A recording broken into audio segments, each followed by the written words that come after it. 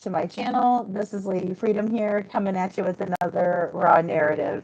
And it's good to be here with you guys. Thank you all for joining in to the live stream today. I'm sorry I had to take a couple of days off, but I was busy doing a lot of things behind the scenes, as well as um, I moved the camper. So to a different place. So it took a little bit longer than I expected. And thank you so much, Witchy Mama, for putting in all the disclaimers as well.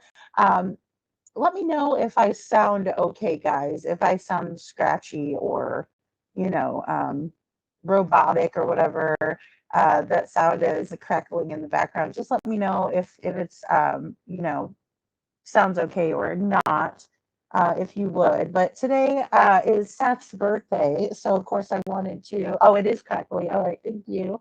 Which give me a second here and let me switch that off. I thought I figured out a way to make it not do that, but it looks like it might have been. Okay, so let's see. How does that sound? Is that good? Does that sound? Hey, TJ, does that sound a little bit better? My voice just popped. Huh? Oh gosh, my PTSD. Ah, thank you. Sorry, I need to get this studio set up like I had my other one. Um, so it's the same. Okay, let's see. Um, audio. Try this one. And maybe this one. How does that sound? Witchy, is that better? Ah, yes. Happy birthday to Seth. No, but better. A little bit better on that one. Let's see. Okay, I have headphones here. And let me try this one. All right, how does that sound? That one better? Is this better or worse than before? Sorry, I just changed that. I just changed it. Okay, great. Wonderful. Fantastic. Fantastic. So yes, guys, definitely show Seth some love. Here's his Cash App. Thank you guys for dropping that for Seth. It is his birthday. So well, great, KJ, thank you. So it's kind of a bittersweet situation. It's sad, because I know he's missing Sebastian, right? So it's a really, really sad situation. And I feel like it's just been too long. And, I've, again, been working with KJ also, and some of the mods too. Hey, Valley Gal, behind the scenes in working on some sort of a mission, right? Like a covert operation, if you will. And I can't say much about it other than if you would like to help, email me, and we're getting a campaign together. So the way that you can help would be to get some stamps and print out these letters, right? Address the envelopes, send them out, or email, help with emails. Emails are going to be a little bit harder to come by. We've been searching for some of the appropriate emails. But of course, I don't want to um, make it public, what we're doing. I want there to be some strategy behind it. So, but I could use all the help I could get. But organizing that with KJ has been something that I've been working on. And, it's, I know that I haven't been able to be live, but I'm glad I had a chance to do that. Also, moving the camper, I figured out some things, right? So, I have a pull behind with one pop out, right? Hey, Gail, good to see you. And it's not the exact same thing as Chris Proudfoot's fifth wheel, right? They're a little bit different. However, it should never have taken him as long as it did to get the camper put up and on the road. It's actually super super fast. And before I had an RV, so it was different than having the pop outs, but it's all digital. So you just press a button really, and everything just kind of closes together. Now you do have to take down, like I have shelves in the bathroom, and if I didn't take down all of that stuff, it would have fallen all over the place, right? It would have been all over the place. So there are some things to do to prep for it, but it's nothing huge, right? I took everything off the shelves and put it on the floor, and then I had to dust the shelves and put everything back, right?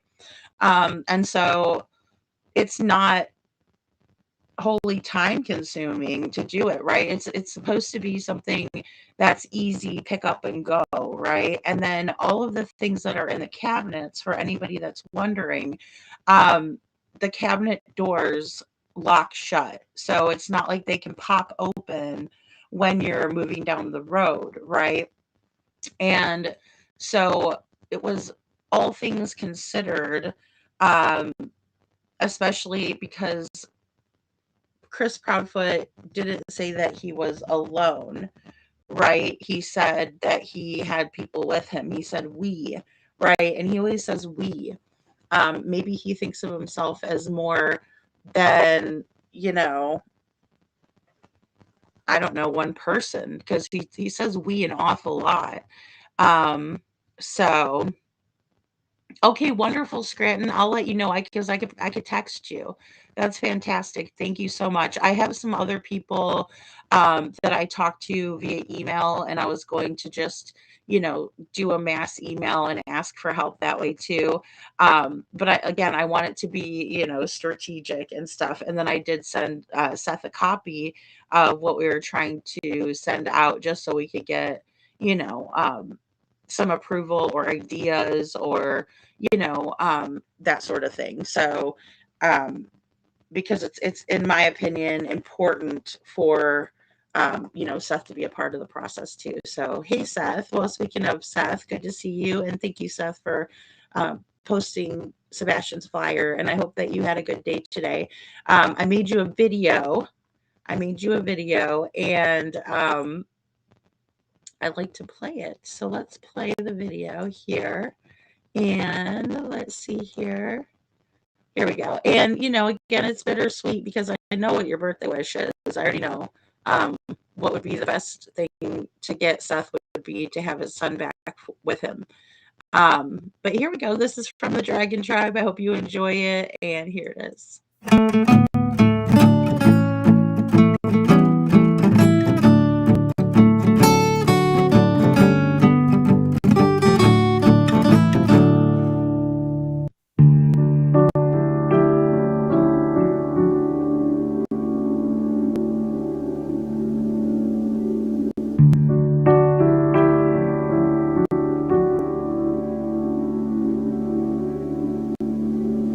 Pray God, please help me live this day.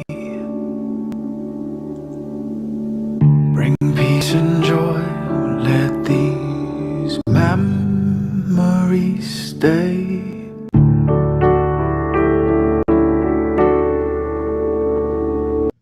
Okay, guys, so that is a little birthday video that I made for Seth today. And again, thank you, mods, for putting his Cash App in the comment section, that way, or in the chat, so that way you guys can, send him a birthday gift if you'd like to.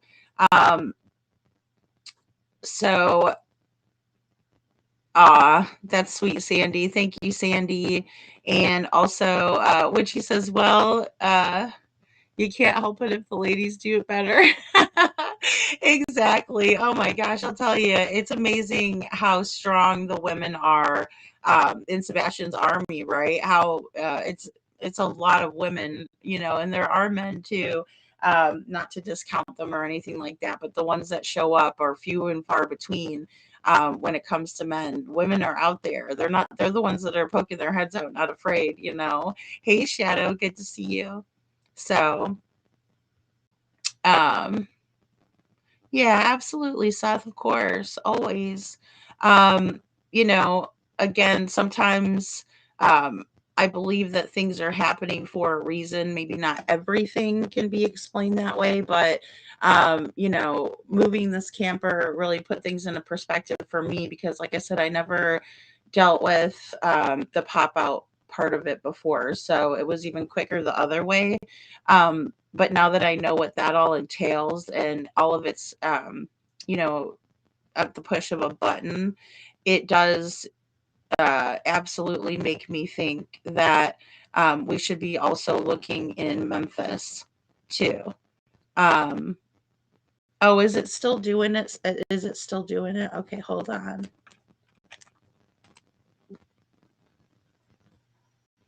Yeah, because I mean, um, I did try to do it before, and I could hear everything else on the video, but I didn't know it was going back to being weird. Maybe it was when I played the video or after I played the video. Let me see. Um, I'm probably going to have to put a ticket in that because it's been doing it ever since I switched over in the beginning. Um, does that sound better? Hey, Sharon Marlowe, good to see you. Oh, okay, there's a lag tonight. That's strange. Maybe because I'm in a different place. Um, well, just let me know. I'll keep talking so there's not dead air, but let me know if it still sounds good or if it sounds worse or better. So, because I have a couple, this is better. Okay, great. Thank you, Witchy. So, let's see here. I would thank you, Seth. So I want to play another video. And again, let me know if it sounds weird. Also. So let me go to share this because sometimes, I mean, I'm thinking it probably is um, one of those things here. Okay, here we go. Yeah, this is the one that I wanted to play for you guys. So, Smiley Story asked Chris about the camper, right? And what time he got back with the camper. But I'm not sure exactly when he went to go get the camper or where, what, right? I'm not sure what he when he went and did that, right? Because um, oddly enough, Cluminati and Cletus went to their house and past their house, and the camper wasn't there, right? So I have a clip to show you of that as well. So here we go. I'm just going to play this and let me know if my audio changes after we play the video. Yeah. Chris, what time did you get home on Monday? Do you remember? I want to say it was, well, hold on, let's see here. One something, I think. Yeah. And then did you have to go back up there and get your camper? I mean, is that what y'all had to go back and get that? Somebody had to drive Yes. it back? Or? No. It's a fifth wheel. It's a fifth wheel. Oh, okay. Sorry. I couldn't tell. Somebody was just No. So there's a couple things that, because of this whole situation, I hope families never endure. Right. Without going into great details, I almost lost my job. Mm-hmm. Over this? Yes, over this, very much. Yeah. Mm-hmm.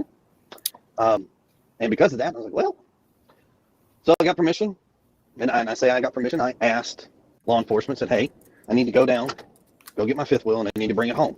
Mm-hmm. Because right now, and they said, okay. So we told them what day we were going, and we went down there. We weren't even down there, I don't know, 24 hours maybe. I think we were down there maybe 17 hours, long enough to get down there. I finished packing everything up. And I say she didn't go. I was down there long enough to pack everything up. I spent the night in my trailer. hooked up the next morning, and came home. Mhm.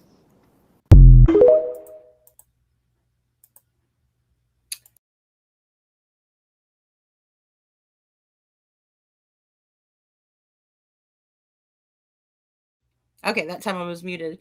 So Chris Proudfoot, he talks about the camper, going to get the camper, talking about how he spent the night to get the camper, right? Which I don't understand that part of it. Um and it was also said that he went the first week that Sebastian went missing. Um well, and the thing is I heard that his attitude was poor that morning, right? We heard a couple of things about that morning. One being that his attitude was poor, but also that he didn't right away tell everybody, "Hey, I need to go," right? My stepson was reported missing, and my wife called and said that she can't find him, right? There was no urgency, allegedly. So I find that to be interesting. I do want to just back this up just a little bit. Also, shout out to Spirit Seeker Squad and shout out to Smiley Stories World. But let me just go back up here. Okay. Details. I almost lost my job. Mhm. Uh, Over this? yes, over this, very much. Yeah. Okay. And here's the thing, I don't understand why he would lose his job over this, right? Quote over this, because in my opinion, it's very odd that they would fire a man who just lost his stepson and he's still not home, right? So my PTSD, that's funny. The witness protection.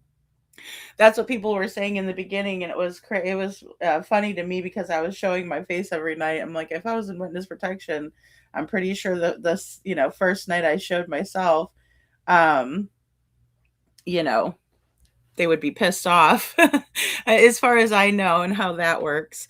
Um, so again, he's talking about how he lost his job, and it's all because of this case. But I don't think that that is entirely true, right? And again, I just don't see an employer doing something like that. Maybe they would say to you, it's okay if you take a leave of absence, right? I understand. We want you to find your kiddo, blah, blah, blah, you know? So and I heard that nobody at his job knew he was married or had a stepson. I heard that as well, KJ, and that's a really great point, right? Like, he allegedly wasn't talking too much about his wife and stepson, but then that one guy turns around and says that that's Chris Proudfoot's boss, right? And he's talking to Chloe PI and being extremely rude and using foul language, the whole nine yards, right? And he says to Chloe that Katie and Chris were about to call it quits, right? Like he didn't want to deal with her anymore. He was sick and tired of her, but that's not uncommon with the men in the Foot Sox clan, right? Because they like to go to work and they like to talk shit on their family members, which is very odd to me because even if you're going through a horrible situation at home, you don't typically publicize that information, and especially around the water cooler or in the break room, right? It's personal, it's private. Most of the time you don't want to share that with everybody, right? There may be a time and a place that you do, but especially if we're going through it, it's a big difference. Hey Gigi, good to see you. Do all the states have the Family Leave Act where they can't fire you when family emergencies happen? I don't know about that, my PTSD. That's a good question. But I would just think that, morally, they may give you a little bit of grace on that, right? Most of the time. I'm not saying that all employers will do that. I mean, it's up to their discretion. Um, sorry, I gotta get something to drink. Most of the time, there will be well, I guess it would really just depend on where this all occurred and that sort of thing. Because I would hate to misspeak, but like some states are right to work states, so they can fire you for no reason. They don't have to give you because Missouri's like that. They don't have to be like, well, you did this, right? We gave you a warning. We tried to work with you. Nothing like that. Doesn't matter. They do not have to give you a reason at all to fire you. So. Oh, good evening, Gigi. Jessica says, OMG, I've been dying to know about the situation. When was it that he went to get the camper for Sebastian?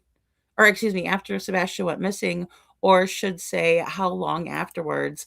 Well, Jessica, that's what I'm trying to kind of figure out, right? Because, again, it's about 3 hours and 37 minutes doorstep to doorstep, according to Mr. Proudfoot.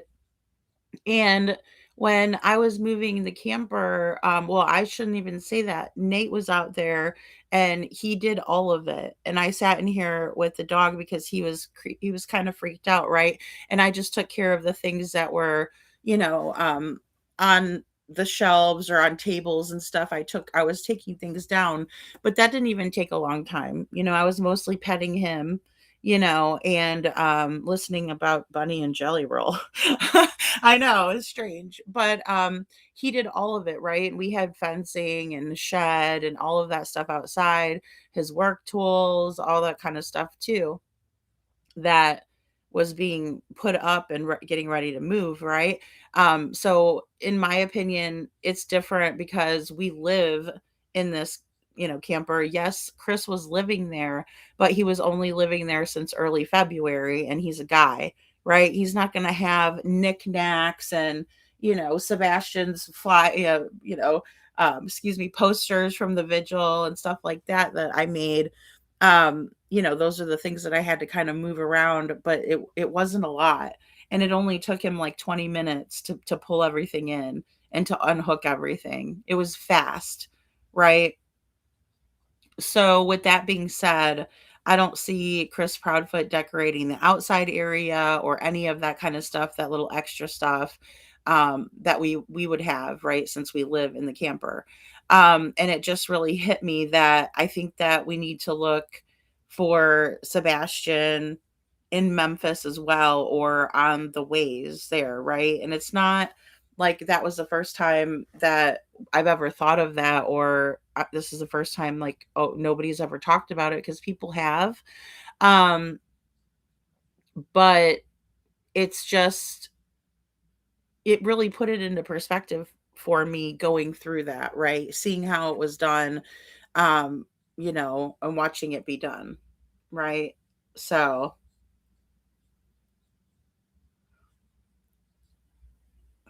I don't know. It's one of those things that I really think that we need to think about that as well, because if they didn't check Katie's work van well enough, if they didn't check um, their vehicles, what's to say they checked that camper, right? And then it's very hazy as to when he went to get the camper. Hey, the real me too. Good to see you. So that's what I thought. It was without pay often, but no, not fired. Right. Yeah. And I mean, he's saying, oh, I got fired because of Sebastian being missing. He should be more worried about Sebastian being missing than trying to play the violin for himself, in my opinion. Hey, Jen. So yeah, that's that same doorstep, Misty, or excuse me, my PTSD, the same one, the same doorstep that the kids just teleport away. Jessica says, I felt sus about this the whole time, leaving to retire camper during such a crucial and major turning point in one's life. I mean, in that moment, until time is very important and can't waste a minute. I agree. There was no urgency whatsoever. Hey, Cinderella, good to see you. So, and Jen, I think the same thing. I think that they probably did as well. Um, it definitely makes me wonder. It seems like it was very soon after Sebastian was reported missing, close enough that it seemed real odd to me that he didn't even, or that he even did that. Well, yeah. So it definitely wasn't there, and I'll show you guys this video. Um, so And Seth says FBI supposedly checked into the camper. Okay, that's good. That is good. Did they do forensics in the camper? I wonder. Um, or what do you mean by checked it?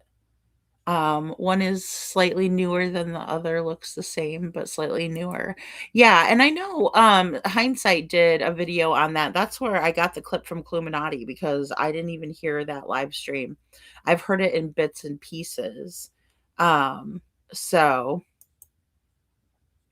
but I'm wondering if they did any type of, and I wonder, because again, I wonder if they did a switch on it as well. Switched it out, that is. So, yeah, and I don't know if it's still sitting on a lot. That's a good question too, my PTSD.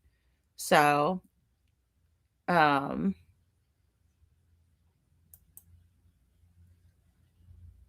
I mean that's what I'm wondering, Jessica, if they thoroughly checked it. Um but let me play a little bit more of this here. Um, and because of that, I was like, well, so I got permission. And I say I got permission. I asked law enforcement, said, hey, I need to go down, go get my fifth wheel, and I need to bring it home. Okay, so he says I asked law enforcement and they said that I could go get my camper and bring it home because I needed to go get it and bring it home. But that still doesn't say he still doesn't say when he did it, right? Um FBI in Memphis went to his work and living site from what I was told. Oh, okay. Oh, you have the clue one? Yeah. Yeah, I have clues. FBI in Memphis went to his work and living site. Because it makes me wonder too, because, Seth, the FBI field office in Memphis is the one that put the $50,000 reward out. And we all know that in the flyer link, it says kidnapped. So, yeah, that's so interesting. Because right now, and they said, okay, so we told them what day we were going. And we went down there. We told them what day we were going and we went down there, he says. Weren't even down there, I don't know, 24 hours maybe? I think we were down there. We weren't even down there for 24 hours. Maybe 17 hours. Long enough to get down there, finish packing everything up. And I say she didn't go. I was down there long enough to pack Packing everything up. What is there to pack up, though? You don't have to pack anything up, Chris, and you know that. I know that because even though my rig is smaller than yours, it doesn't have as many slide outs, it still doesn't take that much doing, and you know that. You know that. And you've known that for a very long time. And anybody that has a camper knows that, right? I mean, what do? Leave dirty dishes in your sink or something like that? Is that what you mean by you had to clean up after yourself? You have a pigsty going over there or what? Because there really shouldn't be any reason, for that whatsoever. Hey Catherine, good to see you. So Seth says it was Chris and his mom and stepfather. So the three of them going, that really makes me a little nervous too. Was anyone watching what the other members of the Foot Clan were doing? Is my big question there too. What were they doing? So that's a huge one for me. And hello, Stephanie. So good to see you. All right. So Very interesting. Very interesting. Everything up. I spent the night in my trailer, hooked up the next morning, and came home. So you and your mom and Terry all had a campfire and roasted marshmallows and had a good old time at the campsite, Chris? Come the fuck on. You mean to tell me that your stepson was just reported missing and you need to leave your wife at home by herself, right? And go get this fifth wheel with you and your mommy and your dad? Your stepdaddy? What? No, I don't think so. That whole thing stinks to high heaven. Yeah, and Sumner County didn't care who went with them. That's nuts to me. Hello, Michelle, and good to see you. Also, Marion, good to see you. Yeah, they're lazy as hell. I mean, why wouldn't they look into any of this, the real Me Too? This is absolutely insane to me. And again, it just kind of clicked for me because it was so easy and effortless. I mean, yes, you have to pull stuff down, but I mean, I left my coffee maker right where it was. You know, the slide pulls in, covers the refrigerator. I mean, it's easy as hell. And we live here all the time. So, of course, there's going to be a little bit more than, and there's two people and a dog. He was by himself living there. Why did it take him 17 hours? And why did he sleep and have a sleepover with mommy and Snaggletooth? Why is that? You know? And what if they hit another RV, Jen? I mean, I don't know. It's all alleged. It's all in my opinion. It's all me purely speculating. But what the hell is going on here? Because it should never have taken him that long. Yeah, it's a 3.5 hour drive, but so what? So what? That's simple. I've driven straight through from Florida to Tennessee. I've driven straight through to go see my daughter up in Missouri. You mean to tell me that little Chrissy Pissy Pants can't do the same thing on a 3-hour drive? Pack the RV up and get on the road? Come on. There's no way. No way. We're supposed to leave that mama right in the mix, Valley Gal. Hey, Valley Gal. And you know why? Because she knows. Because she helped. Because they have guilty knowledge. And they do. They do. That's why he decided to take him and his mother and Snaggletooth. What were they doing? What were they doing? I think his mom would have stayed to support KP. My mom would have. Well, yeah. I mean, Katie didn't need any support, in my opinion. She knew exactly what happened, in my opinion, Do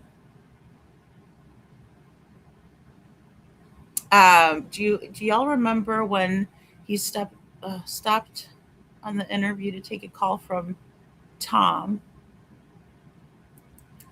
Which one? I know he stopped to take one from Terry Lynn and said it was his daughter. It stinks to high heaven because it's the nasty feels lady. I know, Gail. I know. It's just wrong. It's just wrong. Yeah, the real Me Too. I mean, that's an easy one, right? 8 to 9 hours. You just have to use the bathroom, right? And stop and get fuel. I mean, really, it's that simple. And you don't hem-haw around when you're on the road. You go in there, you use the bathroom, you pay for your fuel, and you get out the door. Hello? Or you could prepay at the pump. So don't tell me that they were, maybe they were stopping over at, what do they call that, Buc-ee's or BC's or whatever the hell it's called. I mean, what the hell? They're shopping for souvenirs and shit? No, I don't think so. There's no urgency to get back to the situation at hand. The situation at hand is that Sebastian Rogers is missing right now. He's autistic. And he's missing. And he's got a rare chromosome deletion. And he's missing. He's got a pocket of fluid on his brain. He's missing. He walked out that door. Bubba, he's missing. Bull crap. It's bull crap. All of it is bull crap. It doesn't add up. And when it doesn't add up, then that means that it's not true, in my opinion. Something is fishy as hell here. And who was babysitting KP? Hello, Poppy Love. Good to see you.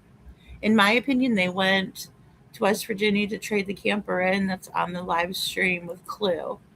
Oh, okay. Well, I'll have to find that whole one. It's got to be somewhere for documentation purposes, I would think. Yeah, in and out, right? The real Me Too. We don't mess around in there. Ugh, how long does it take somebody to go use, to have a pee break? Um,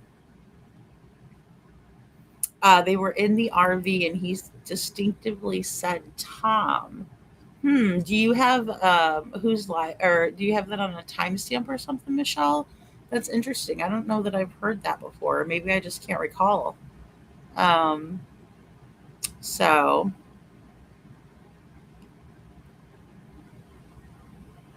no, it's private. She no longer has a channel. Oh, because it was from Clue, Cinderella.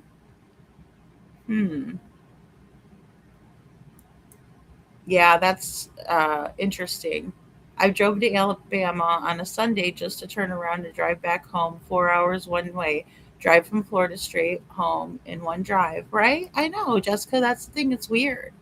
It's so weird to me, right? Especially because there's a situation that's active and ongoing at home, right? I mean, so the problem with this whole scenario is that he's not trying to hurry up and get back home. I mean, it doesn't make any sense. Again, if his stepson is missing and his stepson is somewhere out there and he needs to be found quickly, then it's all hands on deck, Poopfoot. Where are you at? For real. It's crazy to me. So, all right, let me go ahead and play this a little bit more here. Okay, so that's it for that one. So again, he tells Smiley,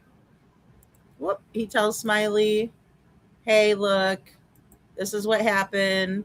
This is where we were. This is what we did, right? When she asks him a flat out question. Now, this is going to be a short from Hindsight 2002, right? Otherwise known Voices of Truth. And they got this clip from Clue. Right?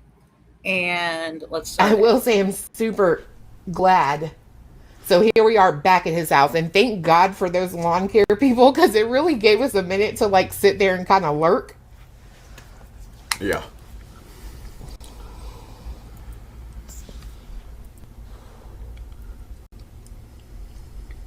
Yeah, that camper.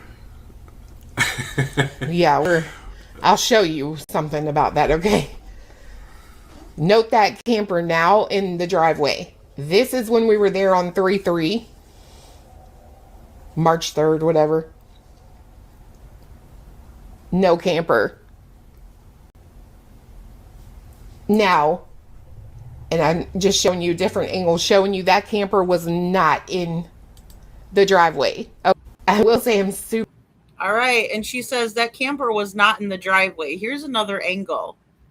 The camper was not in the driveway. What happened to Clue? Was she normal before all this? Because for real, she sounds real fucking normal right now, and I'm actually like shocked as shit. Let's listen again. Super glad. So here we are back at his house, and thank God for those lawn care people, because it really gave us a minute to like sit there and kind of lurk. Yeah.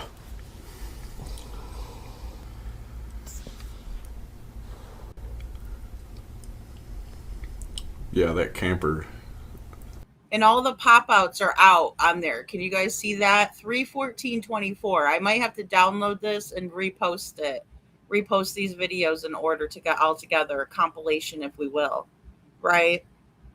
The pop-outs are, the slide-outs or pop-outs are out on there. And it's in the driveway on 3/14. But on March 3rd,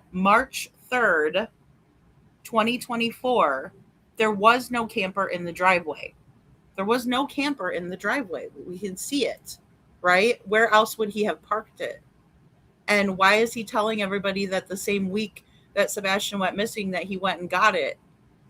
Again, Jessica, I can't answer your question about when he went and got it because he's a bull-faced liar and he lies through his damn teeth and he stinks. He's a stinky foot. Hey, Detroit. She went straight. Hey, why? I mean, how much did she sell her soul for, Seth? That's what I'm wondering, because this woman seems normal and rational to me at this moment in time.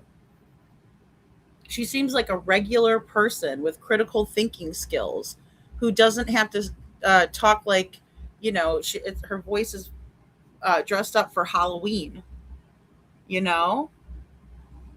So,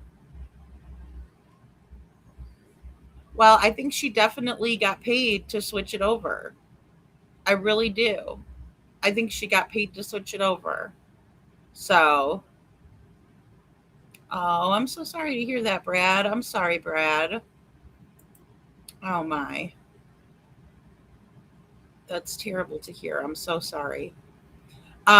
So allegedly, right? And because Clue went over there and quote unquote was lurking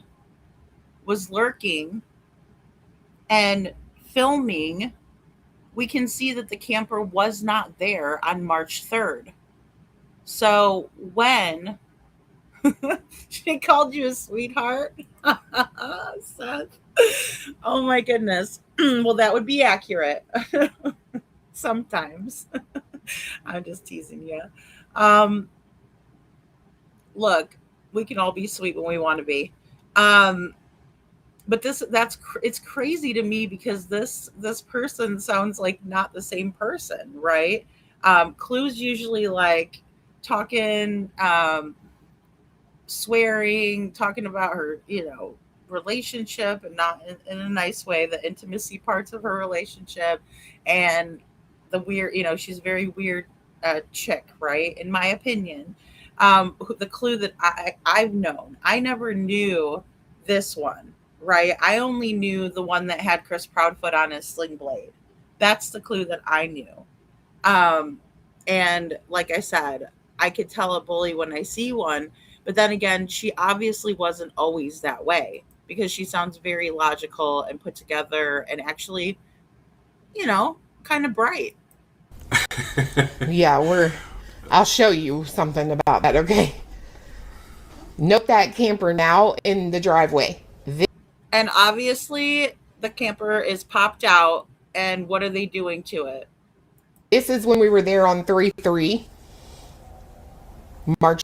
Or is it that Chris can't stand Katie so much, because there's truth to that, that they don't get along. They never were getting along, and he was out there sleeping in that camper. 3rd, whatever. No camper. Now. No camper, right? No camper. Until 3:14, it was noted that the camper was back. So when did he go get the camper? Because that's a long time to be off of work and to just leave your camper at the campsite. And he also said that he had the campsite paid up for a couple of months. Did he not? Hello, Nani McPoppins. Good to see you. So very interesting. Very interesting. But her tune changed, didn't it, Seth? Real quick. And I'm just showing you different angles, showing you that camper was not in the driveway. Okay, so Chris Proudfoot, again, is a liar. And that time, Cluminati called him out on it. So, of course, she would never do that these days. She is his biggest cheerleader, advocate, fan. Oh my God, I can't believe he's at my house. Oh my God, he's dressed like Seth. Yeah. All right. So there's that. Oh, I think they do too. Yeah, I thought he picked it up right away too, the real Me Too. That's what he told Smiley. But that wasn't the case. Apparently it took him a couple of weeks. So, and I do think, Sandy, it is money. It is money. But look at what happened as a result. I think that's interesting, Valley Gal. Yeah, because now she doesn't even have a channel. And if she would have stuck to being herself, which this sounds like this was herself before, she would still have her channel, and she would be doing good, in my opinion. Like, I was very shocked to find that little nugget. Thank you, Hindsight, for that nugget. You go, girl. All right. So here we go. And I'm gonna put that all in a video too. I'm gonna make my own little video of these, combine these together, just so everybody can have them when you guys need to reference them. If you guys want to use that, let's get that awareness out here, guys. Chris Proudfoot is a lying sack of poop, and I can prove it. I just got home from vacation, and it took us 45 minutes, if that, to put the slides in. Oh, Detroit coming in. That's what I'm talking about, girl. Exactly. It doesn't take no time to put this all together and in, does it? No, it does not. 45 minutes to put the slides in, clean up, and get the camper on the hitch, right? Locked in and on the road. Now, I can see if you just went on a trip like you did, Detroit, and you're on vacation and you do the bare minimum of getting everything cleaned up, right? And then you're like, okay, the floors are clean. We could push the slide ins in and stuff like that. And things are pretty tidy and neat, right? And once you do that, and then you get home and then you pop it back out, right? And you do a deep clean on it, pop it all in, make sure everything's good, because it's going to sit for, until your next vacation, right?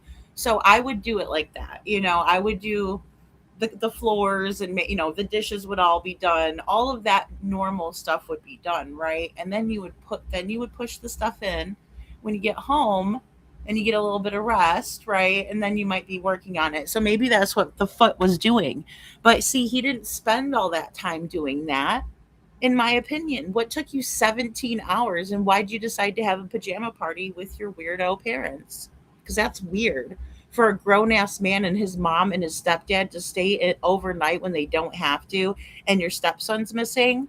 Boy, you are a sorry little excuse for a stepdad, aren't you? That's why we call you stepfoot. You suck. You suck. Let's hope not, for the kids' sake.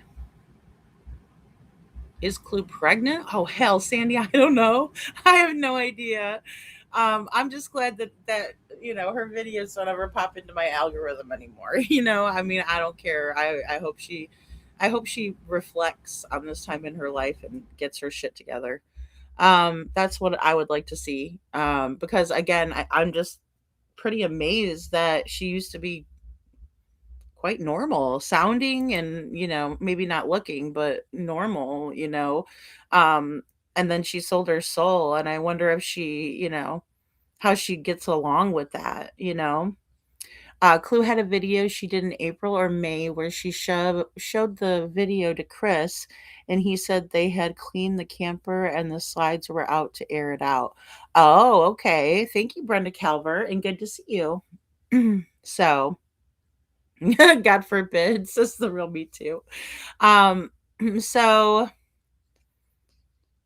that's interesting. I believe I have heard that one. I wonder but it wasn't on hers. It was on a clip. Excuse me. It was on a clip channel. So I will have to retrieve that. Hello, Thomas. Good to see you. So, I'll see if I can find that, because yeah, that's interesting. And I don't know, Valley Gal, if she even knew Chris or Katie to begin with.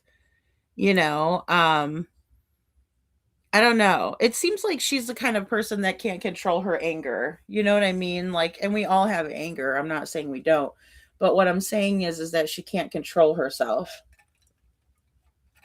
And I just feel like if she didn't like Seth or was trying to get close to him, it would be difficult for her to be that manipulative, in my opinion.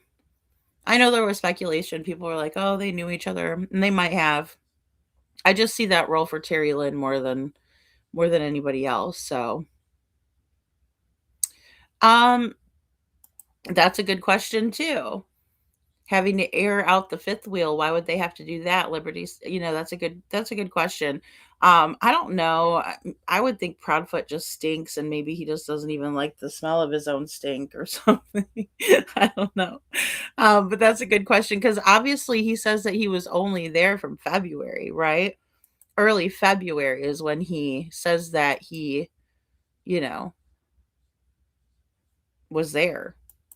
Had been home multiple times prior to February. And then Oh, sorry. Hold on. I was listening to this again before. Oh God, look at that guilty ass face. Both of them. Guilty, guilty, guilty. Sorry. And Mr. Proudfoot, when did you leave town? early February. So you had been gone for days before he went missing. Is that correct? Correct, ma'am. Had you visited home since you left? You said from when I initially. Did you hear Katie? She said weeks, weeks. No, Katie, you're weak. Speak up, woman. You are in the military, aren't you? Are you not? Were you not in the military? I mean, it's ridiculous. Speak up, and she does that, and then people can't hear it, or the person who's interviewing her, like, speaks over her. It's the most annoying thing for someone trying to edit their statements. Let me tell you, because Katie, it talks like this in the background. It's like, speak up. What the hell is wrong with you? I just want to slap her across the face and say, wake up, Katie. You're on Nancy Grace. You're on national television. But no, she does that all the time. She does that on, the Duchess show. In the very beginning, she did it, right? She did that on the Holly Thompson interview. Good night, mama. Good night, puppies. All low and she's soft-spoken, pretending to be soft-spoken. I don't know. So, yeah. Well, I will say that sometimes,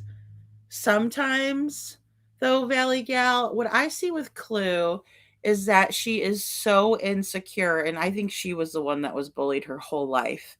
And then I think she got this opportunity to be the bully, and I think that she took it and ran, because she has done a lot of very awkward things. Like, for example, one time she was like, oh, well, I'm fat or something. I'm a big fat person or something like that. And then nobody said anything, and nobody said, oh, don't call yourself that, or that doesn't define you, or, whatever. I mean, it would be delusional to say, no, you're not, but also people just let her talk bad about herself. She's got such a low self-esteem of anybody I've ever seen, really. And that, in my opinion, is the reason why she hates somebody, or why she hates everybody so much, is because she hates herself. I can't take the phallic facial hair in her baby talk. Is gross. Yeah. Well, and she gets really splotchy and all of that when she's angry. When Katie is having to answer the harder questions, she has this splashy look to her. And oh yeah, Nani, Nani says exactly, Lady KP needs to stop doing her Private Benjamin acts. The Private Benjamin, oh my goodness, that's spot on. That is spot on. And it's so annoying because she'll be like, or lying about doing work, and it's like, Katie, speak up, right? What was that? You lied on your son just now? Why are you saying it so quiet? I want to hear it. I want to hear it. Say it loud and proud, right? You're not some kind of little child, right? You're not a teenager or a scared, 7th grader. No, you're a whole ass woman who served in the Navy, and you're telling me that you can't enunciate your words? You're sitting there slouched down talking to Nancy Grace, because that's the most disgraceful thing I've ever seen. right? And it's like, for what though? It's because she's guilty, guys. Sorry, in my opinion, she's guilty. She is guilty, guilty, guilty as they come, you know? Yeah. Wait, what? Yeah, that absolutely triggered Katie, right? I own it. I own it. But she still does it's still that, oh well, oh, okay. Do you think she got away with that in the military when her superiors would say, proud foot? Sorry. I'm just kidding. I don't know. Pain. What was it? It was pain back then, right? Major pain. Major pain. Come on now. Come on, major pain. Get that voice up because it wouldn't fly, guys. It's tough in the military. They're there to they break you down and then they toughen you up. She has zero grit, even though she's went through life like this, right? Went through hardships, right? Really traumatic situations, but she still talks to that mom of hers, right? She's not learned from any of it. And then she goes into the military and she comes out like this. Most people don't do that. Most people start out like this and then they come out like this with some pride, with some, angst, with some grit. She has none. She has none, or it's all an act. But then she does that little phony baloney country bumpkin act as well. So, hey, Astro, So these people, guys, we need couches for all of them, And trust me, I'm not perfect.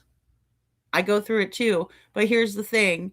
It's wild to me that they expect us to believe this nonsense coming out of their mouths, right? And again, let's hear Katie being, the little soft-spoken girl that she is. And Mr. Profit, when did you leave town? Early February. So you had been gone for days before he went missing. Is that correct? Correct, ma'am. Had you visited home since you left? You said from when I initially left? Yes. Yes, ma'am. I came home February 26th, the morning I was told that he was missing. From the time that you left for the job in Memphis to February 26th, did you visit the home? Yes, ma'am. When? I was home. I can't give exact dates. Law enforcement has told me not to provide exact dates, but I had been home multiple times prior to February. And then I left early February and then didn't come back till February 26th, the morning he was missing. So you were not. Wait a minute. And he just tells Nancy Grace that he came back February 26th, the morning he was missing. I thought you didn't get back to Nashville until 1:30, Chris. You are a lying sack of shit, buddy. Here we go again. You weren't there in the morning. No, you weren't, Chris. You told everybody else you were on and off the phone with the police. Right? Oh, I was on and off with the police officers. Really? Just can't get a straight answer out of a damn liar. And then you get upset with us for saying it. Interesting. Okay. Whatever floats your boat. But it's not working out well for you. Yeah, and I don't think Ellie told him that either, Gigi. Exactly. It's all a bunch of lies and bull poop, like you guys are saying. The morning Sebastian was missing, right? Right. Wait, what? What was that, Chris? Okay, so you were up in Memphis, right? And then you didn't rush home. According to everything that was stated, you didn't make it home and wouldn't have made it home by the time. I mean, maybe you would have made it home by morning. You could have. If he got off of the crane, directly off, right? He says he's up on the crane, right? So at 6:30, he's on the phone with Katie a little after 6 o'clock in the morning. And then he would get down off the crane, hop in his vehicle and drive straight, he would have made it back there in the morning, but he didn't. But he didn't, you know? And KJ, that was the game he was playing with Terry Lynn because she was allowing for it, in my opinion. I mean, she handed him his ass quite a few times in that interview, don't get me wrong, but I believe it was all for show. And in my opinion, if we're talking about early February, I would think that early February would be the first week of February, right?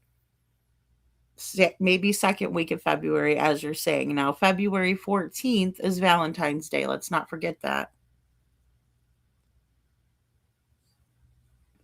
Well, and Jen, there's so many lies, and I get if you're talking to multiple people that a story might shift a little bit, right? Or change a little bit, but that's a huge detail that he's telling Nancy that's incorrect, right? And none of it's ever added up. There's so many inconsistencies to the statements, and he's upset about being asked about it, or he plays what he calls semantics. It's a joke. It's like, oh, he's not really even taking it seriously type of a thing. Yeah, he does. He trips over that word. And, it does make me wonder again about a connection with Memphis or somewhere on the way or back, right? It just does. It just does, because it never should have taken him that long. And for the three of them to go out all together, no, it just doesn't make any sense. Yeah, Detroit. I can't give you the exact dates. I don't know what kind of truck I drive. Not allowed to talk about the truck, or excuse me, the work van, right, in the driveway. All the world to see. Such a liar. And, it's crazy, right, Detroit? Because, again, that important detail would never be, it wouldn't change. He'd be like, yeah, I couldn't get home till that afternoon, right? Say that his boss is a real prick, and he said, Proudfoot, you're to stay here until your replacement comes, right? Or maybe it's part of the regulation. But just say he couldn't get off the crane right away. So he's staying in contact with law enforcement and being a good little boy that he is. But, we have to remember that at some point, he's the one that called Seth. Don't be mad, Sebastian's missing. 911 in a text. So he was pulling a lot of strings, as well as saying that he was at work. And, the only frame of reference that we have is from that loudmouth, rough guy, right? My dad was in construction, by the way, so I'm not saying anything bad about our construction guys, okay? Chris Proudfoot makes them all look bad, right? But they're not. And I think it's sad that he sits up there like this, acting this way, right? But I'm just saying, I understand that there are certain regulations and things that need to happen for safety and things like that on a job site. But, a big but, he still should have had time to get back quick enough, and there was no urgency. What was he doing? Why was he stalling to get back? Why did he allegedly not tell anybody that his stepson's missing, yet he's on the phone with Seth and he's making all these phone calls and doing all this shit, puppeteering in the background? Yeah, and what guys don't know that? Exactly, Gigi. 100%. 100%. Here we go. I'm just going to play this. Not home from the time you left early February till Feb 26. Is that right? Correct, ma'am. And Mr. Proudfoot, when did you leave town? Early February. So you had been gone for days before he went missing. Is that correct? Correct, ma'am. Had you visited home since you left? You said from when I initially left? Yes. Yes, ma'am. I came home February 26th, the morning I was told that he was missing. From the time that you left for the job in Memphis to February 26th, did you visit the home? Yes, ma'am. When? I was home. I can't give exact dates. Law enforcement has told me not to provide exact dates, but I had been home multiple times prior to February. And then I left early February and then didn't come back till February 26th, the morning he was missing. So you were not home from the time you left early February till Feb 26. Is that right? Correct, ma'am. All right. And he doesn't mention the parent-teacher conference that he attended, right? He left that big detail out as well. You know?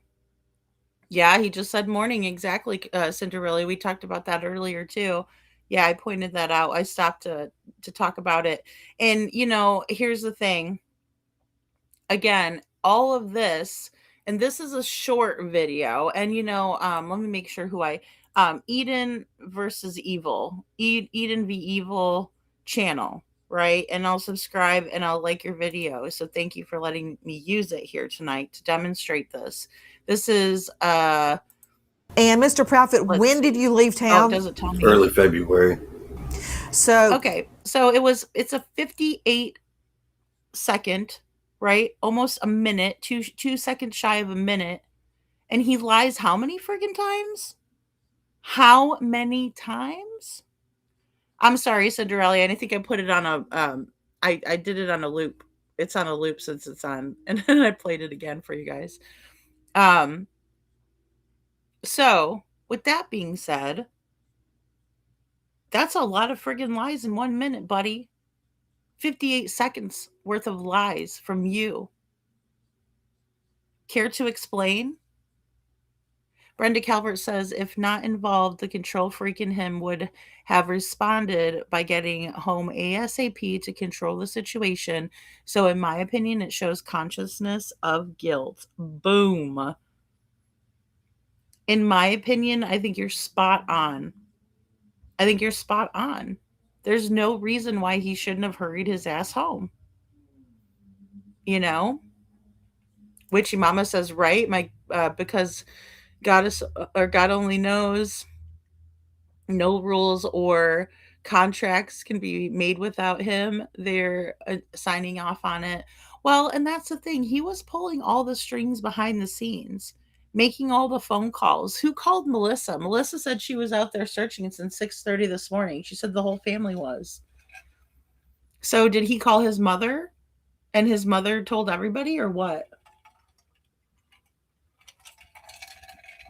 I mean, it's crazy to me. Wait, what? It's nuts, right? All these lie after lie after lie. Hey, love, mama, love. Good to see you. Aw. Yeah. And tomorrow's Father's Day too, guys. So, my goodness. Yeah. Yeah. And these are the little things that, I mean, we're going to catch these little things as we go, guys. And this was a great compilation, Yeah, Valley Gal, she really messed it up. Sorry, guys, I forgot to bring a straw, so you're going to hear my ice swirling around my cup in there. Sorry about that. Yeah, it's BS, right? And again, the police were called, right? And then they were looking. This all happened before, 6:38 a.m., because that's when the dispatch was starting. And if it happened earlier than that, heaven help us. Because, I mean, that's a huge red flag, too. You mean to tell me that you took no time to look around for Sebastian to make sure that, he didn't wander out? But he doesn't do that. Again, it doesn't add up. It just doesn't add up. None of it does.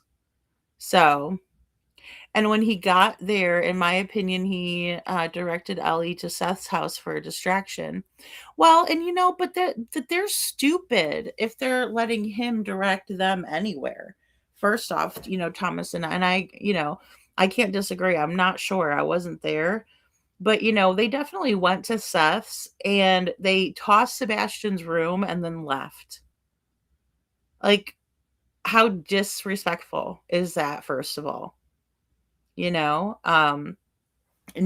I actually have I actually have some water and some coffee, hot coffee, but it's probably like, room temperature now. Brenda, I need to grab some ice. That would be a good idea. If I just put some ice in my cup, I'd have iced coffee. Because it's either that or stick it back in the microwave. But um, everything they say, nothing but lies, in my opinion, from day one. He was there that weekend, etc. Poopy, poopy footstep out of the poop and tell what y'all did. In my opinion, guilty, guilty, right? I mean, it's just crazy. Love mama love. And again, when I'm off and I don't post or things like that, I'm always working on stuff, and it'll just be the littlest things in life, and it's interesting to me. And it's also odd that sometimes I'll just get shown something in a strangest way of possible, and that's how it it happened this time. Because I'm always out there trying to figure out what happened to Sebastian and what could have happened, right? Did they take him somewhere? Did they hurt him? I hate having the thoughts about, did they hurt him? I hate that. But I have to think about it.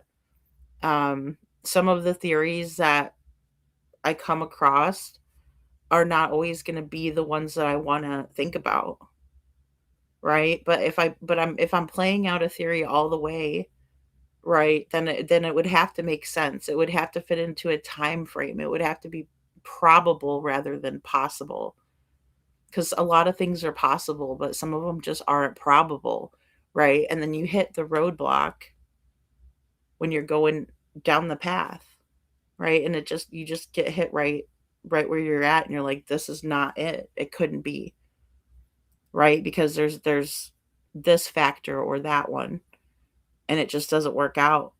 But the one that always works out is that Katie was the last one with her son. The one that always works out is that Katie and Stepfoot were not having the best relationship, right? At that time, there was an ultimatum, allegedly. And when they're trying to get rid of Sebastian, and I hate to say it that way, but it's how it seems. They didn't want him living in their house anymore, guys. They were looking for alternative places for him to live, not for him to visit, not for him to go to a camp for 2 weeks to straighten his act up.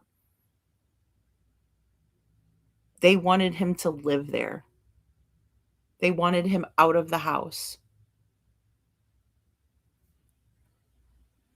5 CPS reports. Scranton. Seth should have his son home with him for Father's Day. My heart breaks for Seth and Sebastian. The real Me Too, it does. It breaks my heart.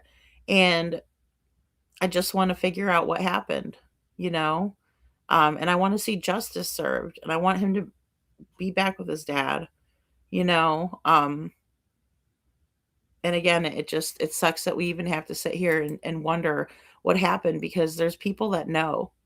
Those neighbors know a lot more than they're saying also. And yeah, I'll say it. I don't really care at this point. It's not about your guys' feelings or about how you want your neighborhood back or how you don't like the flyers up and everything. Oh my God, it's so horrible. No, what's horrible is there's a missing child in your area. It's his father's birthday and yet another Father's Day that he's going to spend without his son.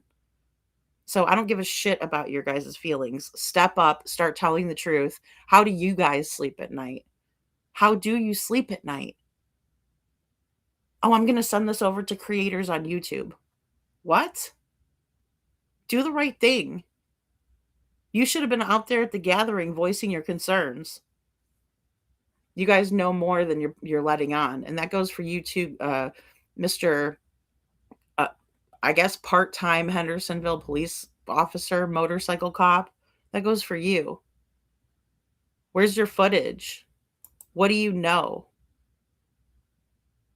I wonder what all Mama Socks did behind the scenes or how she wielded her influence over the investigation. I'm sure she was, as Jen puts it, fix, manage, control. Fix, manage, control, fix, manage, control. Yep. Oh, yeah. Oh, no doubt about it.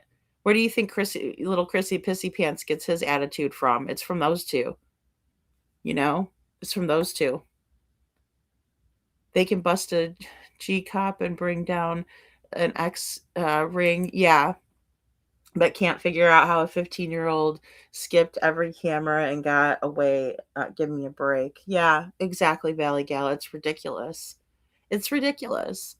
And they are busting those Chester cheetahs left and right, let me tell you.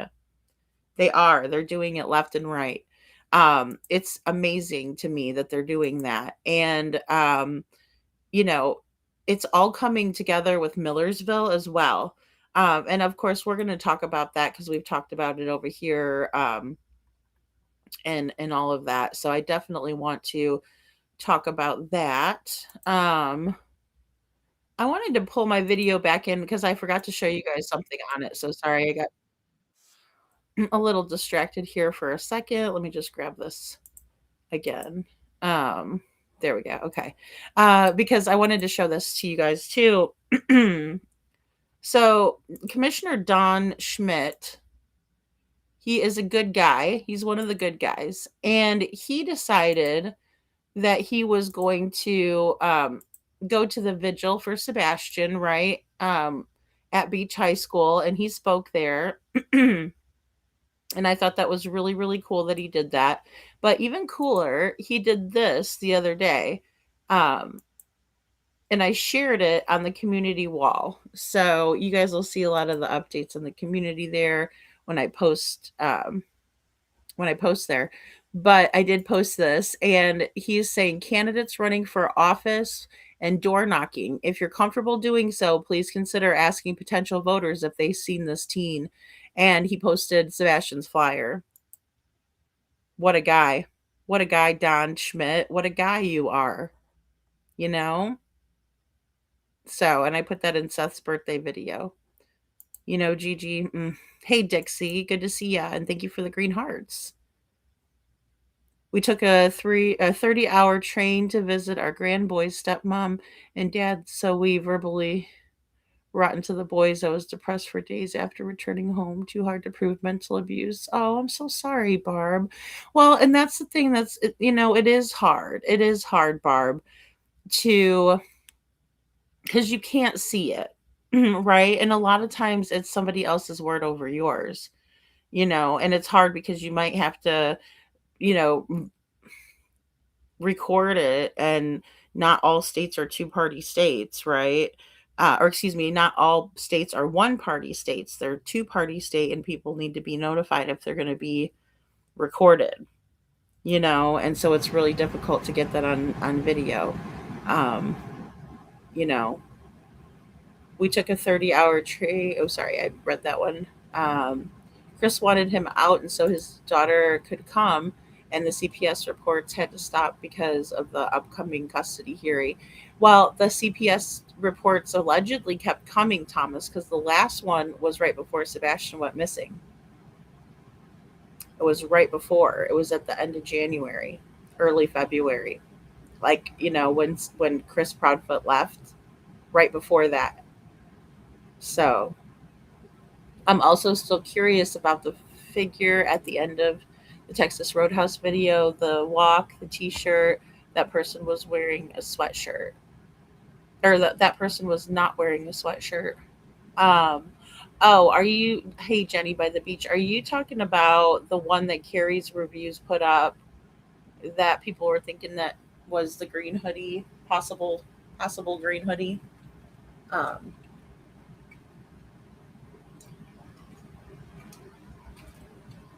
You know, I don't know.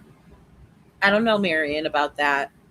I would hate to think that they would accept money, but, you know, knowing what Nina told us, that allegedly Chris Proudfoot's mom likes to pay for playground equipment, and to get what she wants. I mean, that would be her history if that's true.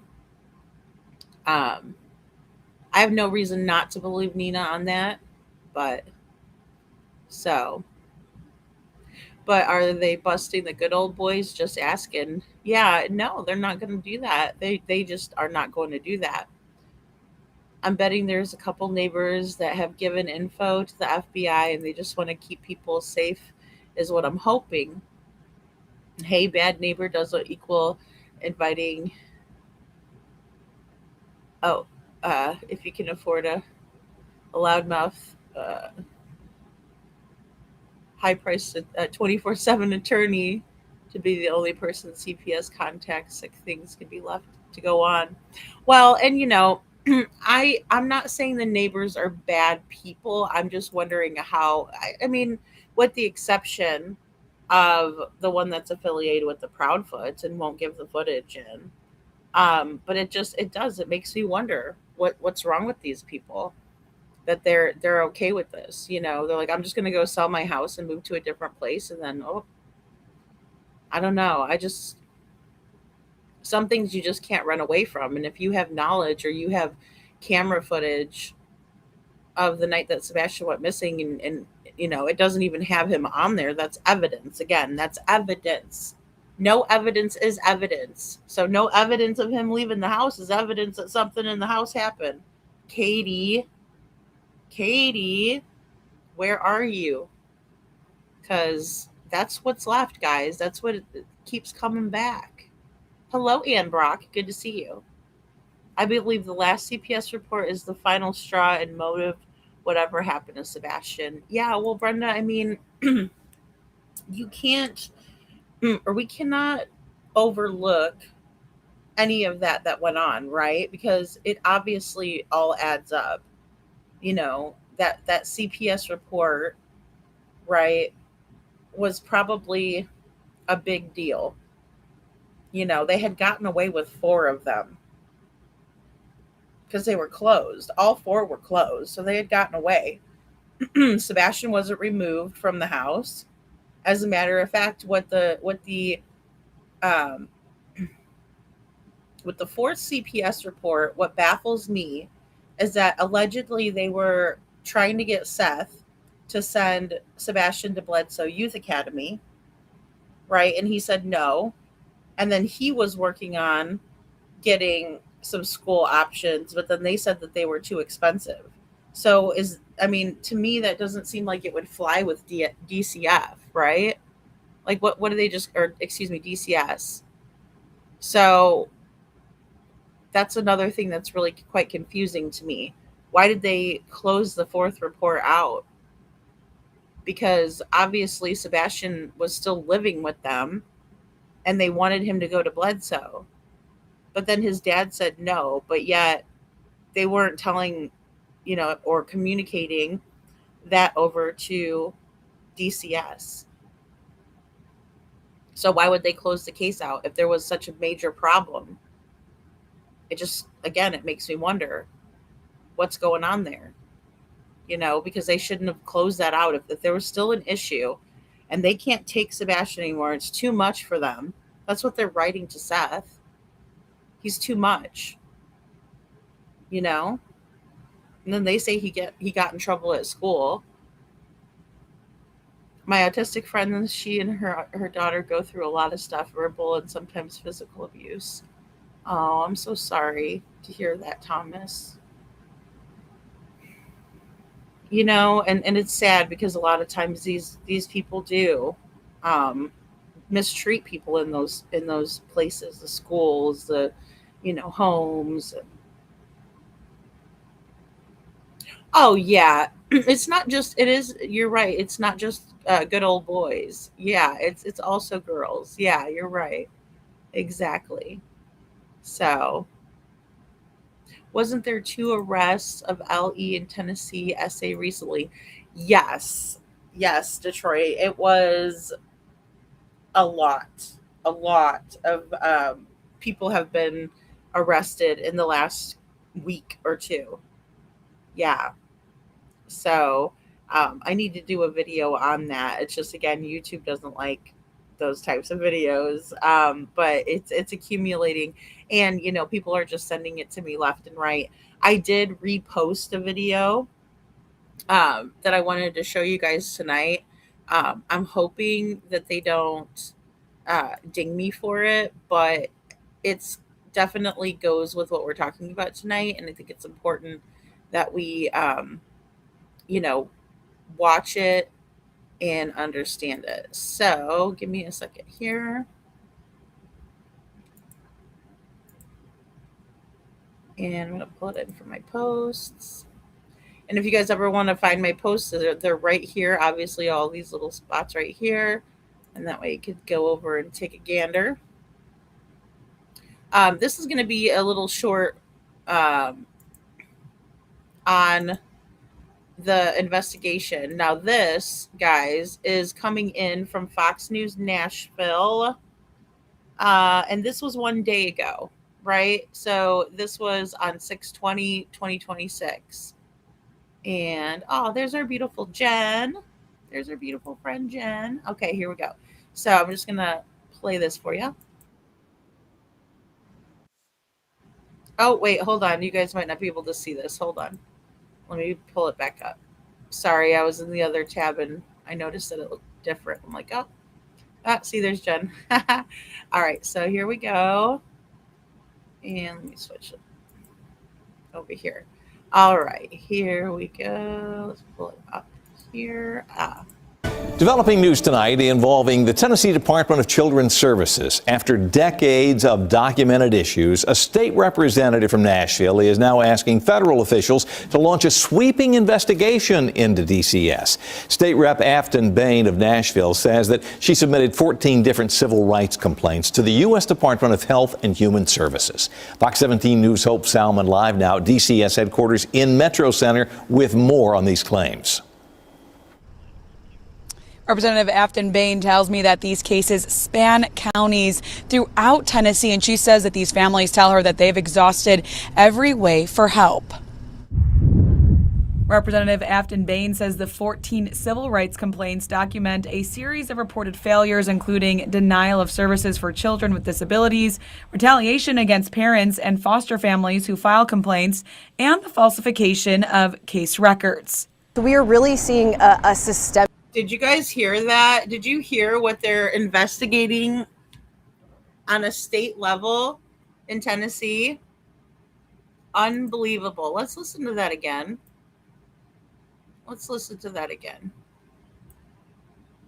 Says that these families tell her that they've exhausted every way for help.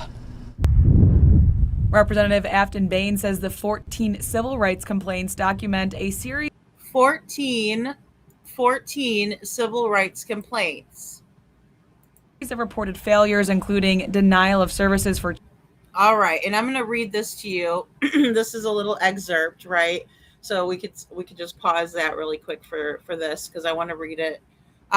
It says, children with documented disabilities, autism, ADHD, reactive attachment disorder, epilepsy, cerebral palsy, and others are being denied the therapeutic and disability appropriate services federal law requires.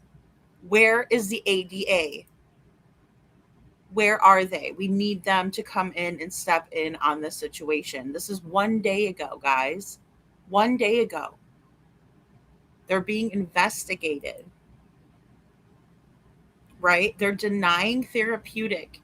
So is this another reason why they were going to send Sebastian to Bledsoe Youth Academy by referral from DCS? Because that's the only way that he could have gotten into that school. That's the only way.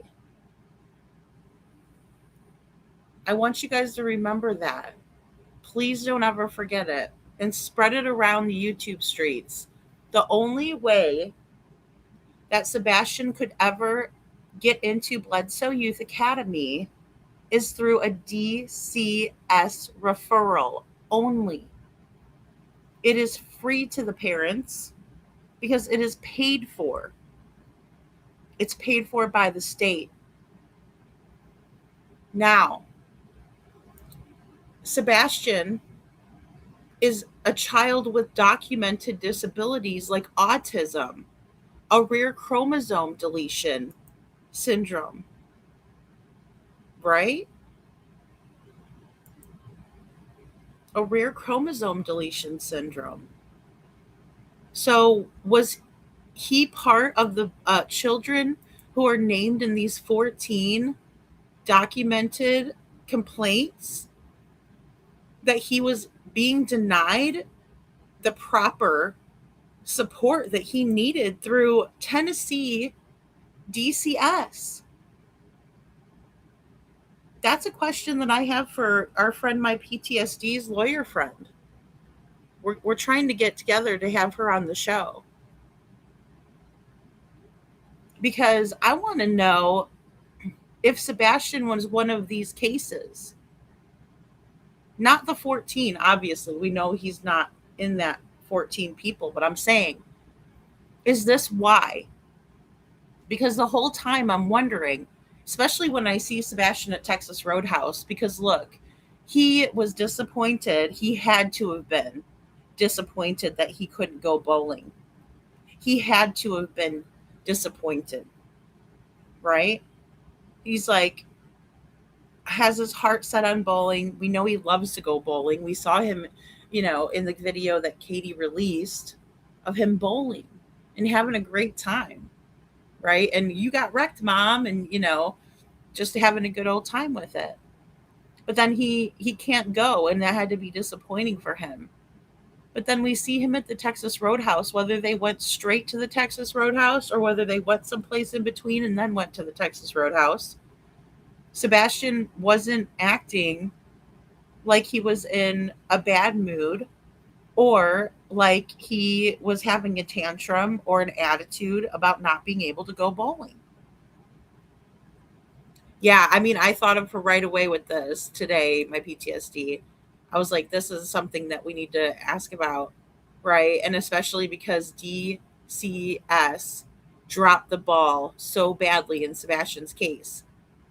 Because he didn't need a place like Bledsoe Youth Academy, in my opinion.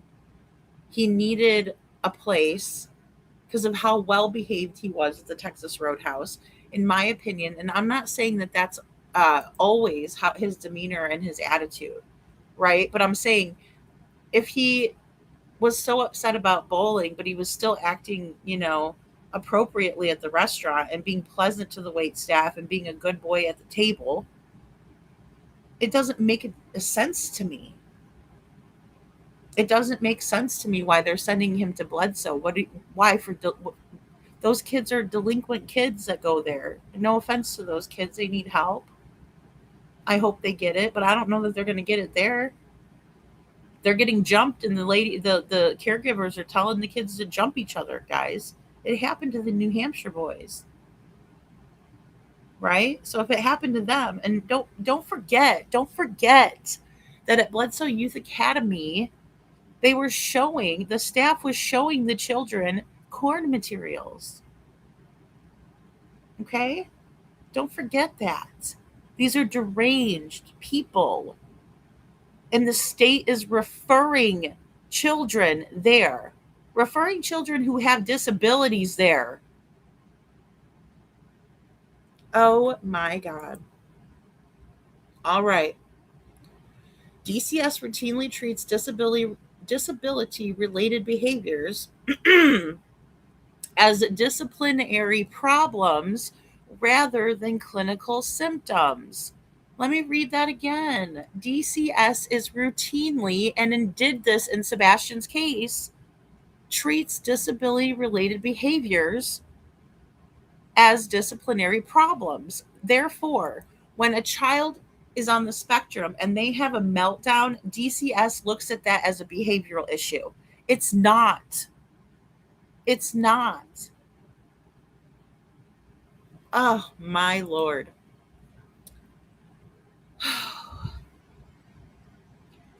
They rather treat these disciplinary, they rather treat these behaviors that are disability related, and they treat them as a clinical symptom, right? the cycles children through placement. They cycle these children through placements without any therapeutic support, and they isolate children from the family connections.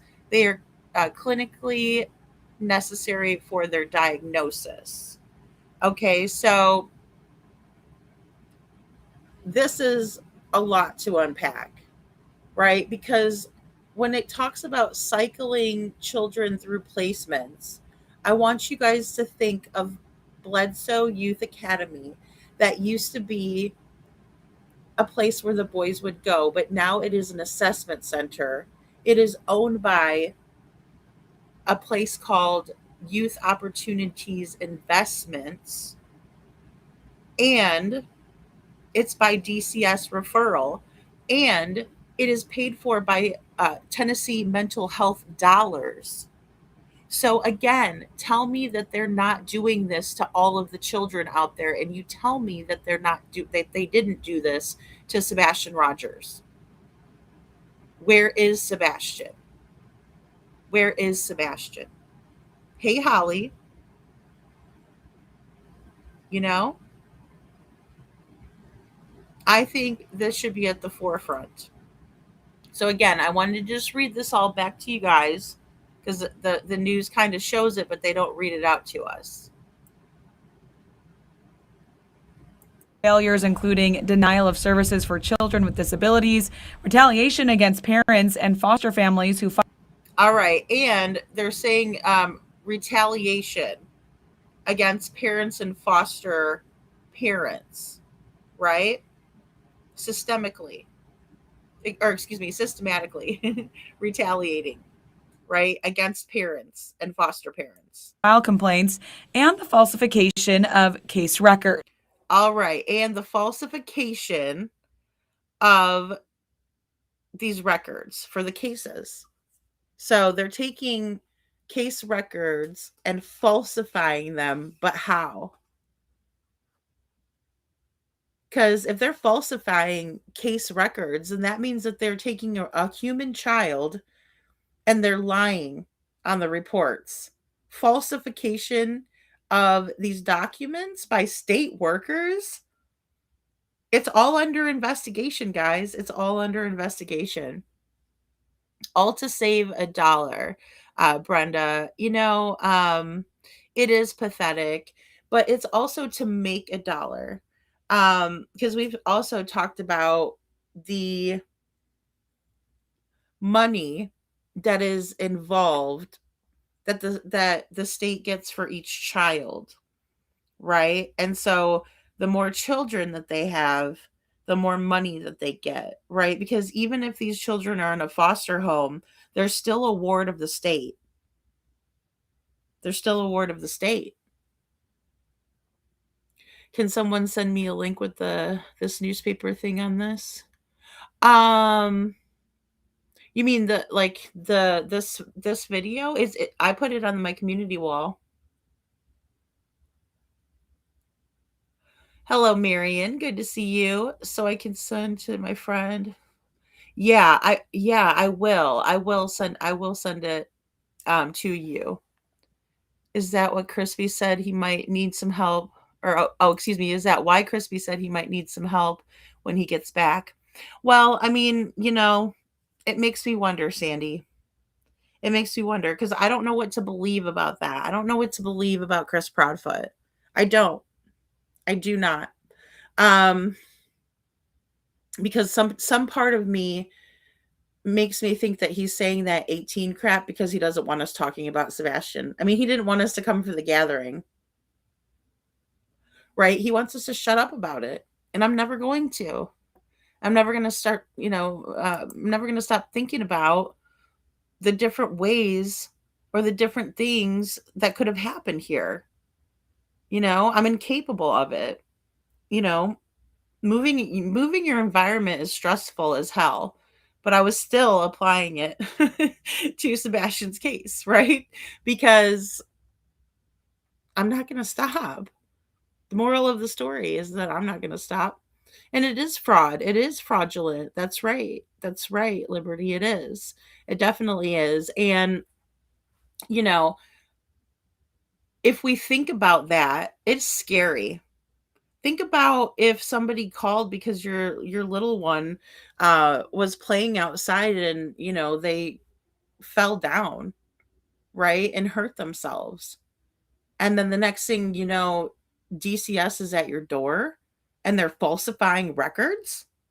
That's scary. If it was me, I would be, terrified. The state is filthy corrupt and all the way up to the governor. Yeah. There is a lot of it, Liberty. You are not lying. More kids, more money. Right, Holly? Yes, it's maddening. The new file, yeah. I will send it to you, my PTSD. I sure will. This is what Bowers Sox Church preaches, isn't it? Well, I don't know. I've kind of been looking into that here and there myself, Marion. Do you think that the judge who gave reports to Seth knew about this, and that's where the line "you can't sue" came about? Oh, maybe so.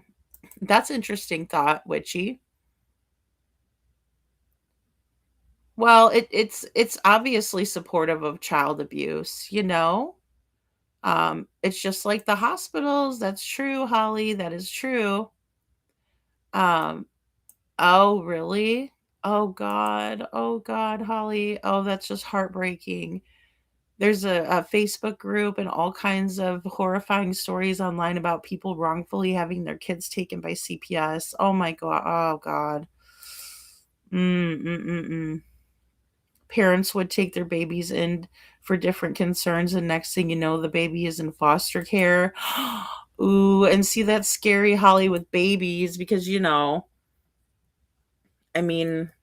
that's what people want is a baby, because a baby doesn't have traumatic situations that has happened, being in the foster care system and stuff like that. Holy shit, that's scary as hell. That is a real life nightmare. Oh my God.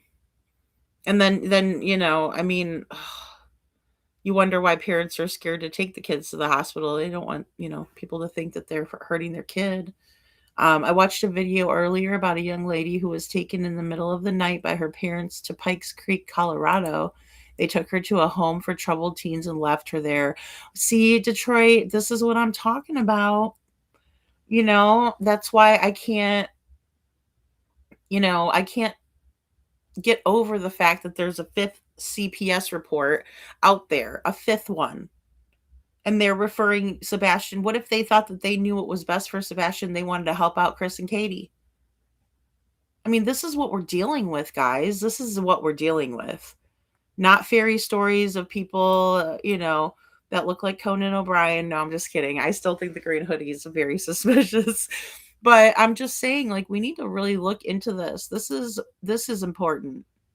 It needs to be further investigated, and I'm glad that they're investigating it. Brenda says false behind records is probably a felony in that falsifying, excuse me. I think you meant to say falsifying records is probably a felony in that state too. Working for my state for all this years I did. That was a big deal. Yeah, you can't. You're supposed to be honest, right? The records are there for a reason, for documentation. If they're bullshit and lies, then oh Lord.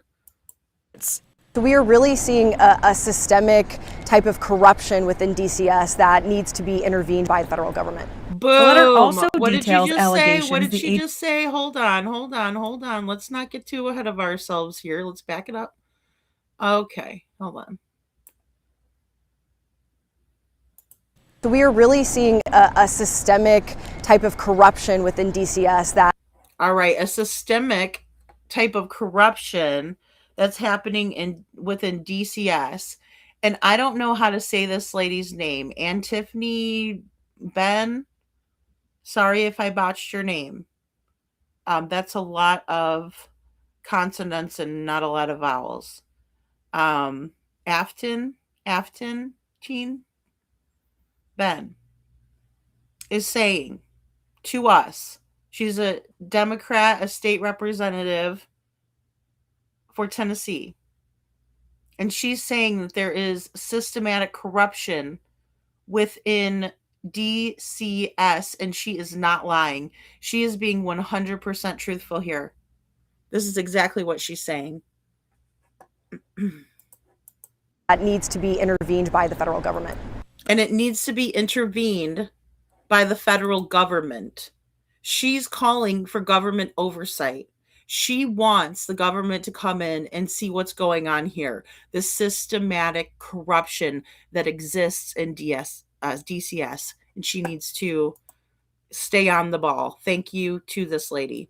The letter also details allegations the agency removed some children from their homes without proper legal procedures, and multiple children were sexually assaulted while in DCS certified placements. Wow. Oh my gosh. Are you serious?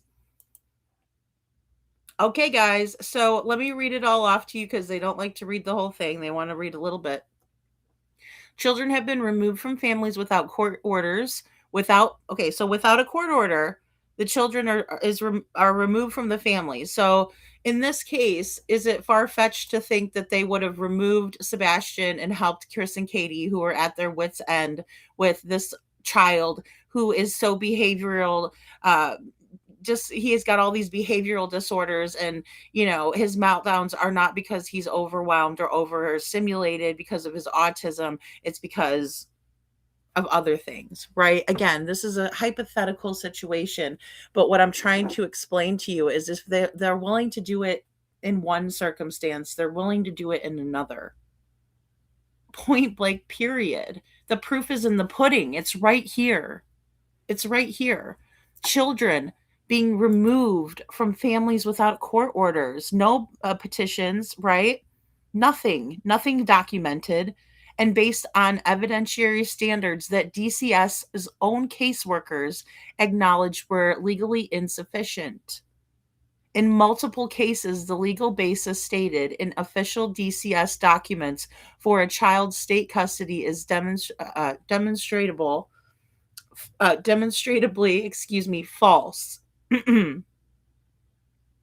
Parents have been denied counsel at hearings affecting their parental rights.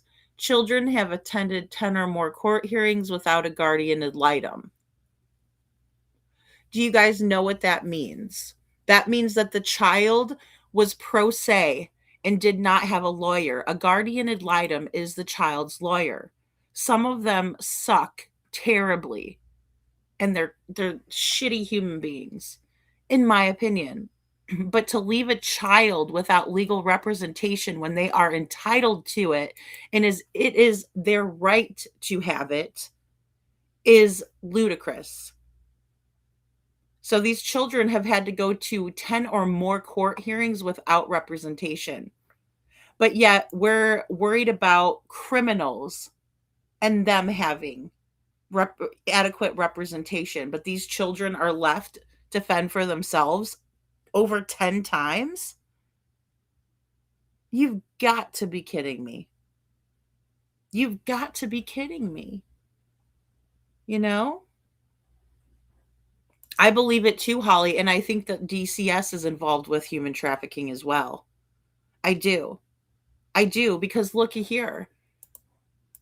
Removed some children from their homes without proper legal procedures, and multiple children were sexually assaulted while in DCS certified. All right. So DCS certified foster placements, multiple children were SA'd. Multiple children were SA'd. This is what their investigation has uncovered. Placements. The lawmakers request references a 2024 federal decision that found Tennessee DCS failed to meet key child welfare requirements related to placement stability. Okay, but why are they getting funding if they're not, if they're not going to meet the requirements? How come their funding is still flowing in? That should never be. They should never get, you take their money away from them, and I bet you they'll get what they need to have. Child services regulations are so outdated. I agree, Barb. I agree. We need Sebastian's Law.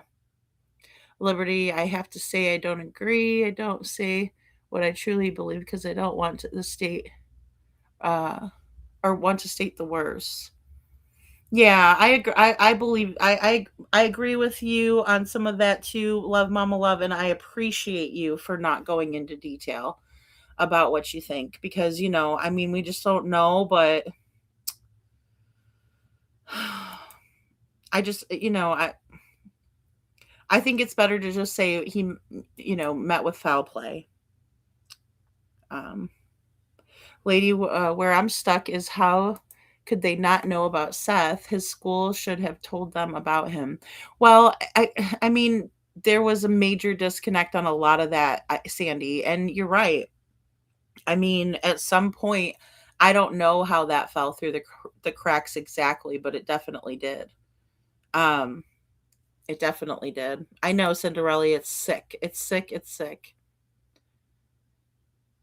Yeah. Well, I mean, and I think that he was definitely standing up for himself, Barb. I do, and I can't discount that, you know.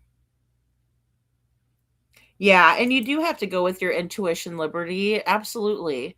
Um, and that is what my intuition has told me this entire time, and it's what makes sense also with what was known in the behaviors of LE there. Um, I know I read your comment, but not out loud. The DOJ should be all over this, but the DOJ is corrupt as too. I mean, I can't disagree with that either. I can't, I really can't.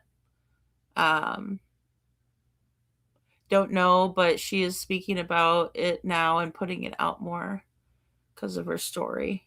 Yeah, and I mean, it's important to put this stuff out there too. And Marion says they're sleeping on the floors and coming and going. Yeah, oh yeah. I mean, we've talked about that here too, Marion. I mean, it was all over the news, you know. It was all over the news. Certain people learn how to corrupt the system. Yeah, or excuse me, certain people learn how to run the corrupt system. Well, and that's the thing. It's the people that are willing to do it, Valley Gal. You know, they're willing to go ahead and do that. Just like Clue. I mean, we've seen it right tonight. She was doing the right thing, and then she decided to do the wrong thing intentionally. Is asking federal officials to investigate whether DCS is complying with federal civil rights laws, including protections for people with disabilities and prohibitions against discrimination based on race or national origin. Are you going to reform DCS? Are you going to fire Commissioner Quinn and hold DCS accountable? Okay, so she wants, and she's calling for accountability to Commissioner Quinn. I think she said. I want to play that again. I'm sorry. Whoops, sorry. Not and so. What'd you say first? Going to reform DCS. Are you going to fire Commissioner Quinn and hold? All right. So she's calling for Commissioner Quinn to be fired. Now, I haven't had enough time to get into who Commissioner Quinn is, but I will. I'm curious to see who he is and what he's about. Yeah, Jill. I mean, and good to see you. Thank you for being here. It is terrible and it's hard. Um, it's not against the law in Tennessee. They do not have to contact both parents. Oh, Cinderella, that's interesting. Did you do some research and find that out? I didn't know that. That's very interesting. Personally, I would sue child services for not informing the dad about the CPS reports. Barb, I think that there is grounds to sue DCS on a lot of these stipulations. And the most damning one, in my opinion, is the fact that Sebastian is a protected class. He's a protected individual because he has a disability or two, right? That is documented. And they said he also had ADHD. So that makes 3, doesn't it? I mean, unbelievable that they would treat Sebastian like he is a bad child because he has disabilities. And they haven't only done it to Sebastian, they've done it to all of these kids. All of these kids. They did it to these kids, guys. They've done it over and over again. And some of these kids might be younger than Sebastian. I'm not saying that it's worse. I'm just saying that it's terrible all around. DCS accountable. And so we look forward to working with these families for the next few months. Fox 17 reached out to the governor's office and DCS for comment and response to the complaint. In the past, a DCS spokesperson said the department cannot comment on specific cases involving children, but said the agency takes the safety and well-being of children seriously and cooperates with all oversight agencies. Okay, so here's where DCS hides behind the children. Oh, well, we can't talk about the children. We're not asking you to. We're asking you for accountability. And we're asking you for a comment that there are some very serious allegations that you don't take the child's safety seriously, that you are encroaching on the rights of children with disabilities. That's the matter at hand. We're asking you in general because there's been multiple, and we know what you've done in the Sebastian Rogers case. So where is the accountability? Where is the accountability? Because if it happened to one, it's happened to many. And we know for a fact it happened to Sebastian. Parents do have to stay vigilant, that's for sure. Marion thinks that Sebastian was fine. That Sebastian was fine, but his parents were assholes. I agree.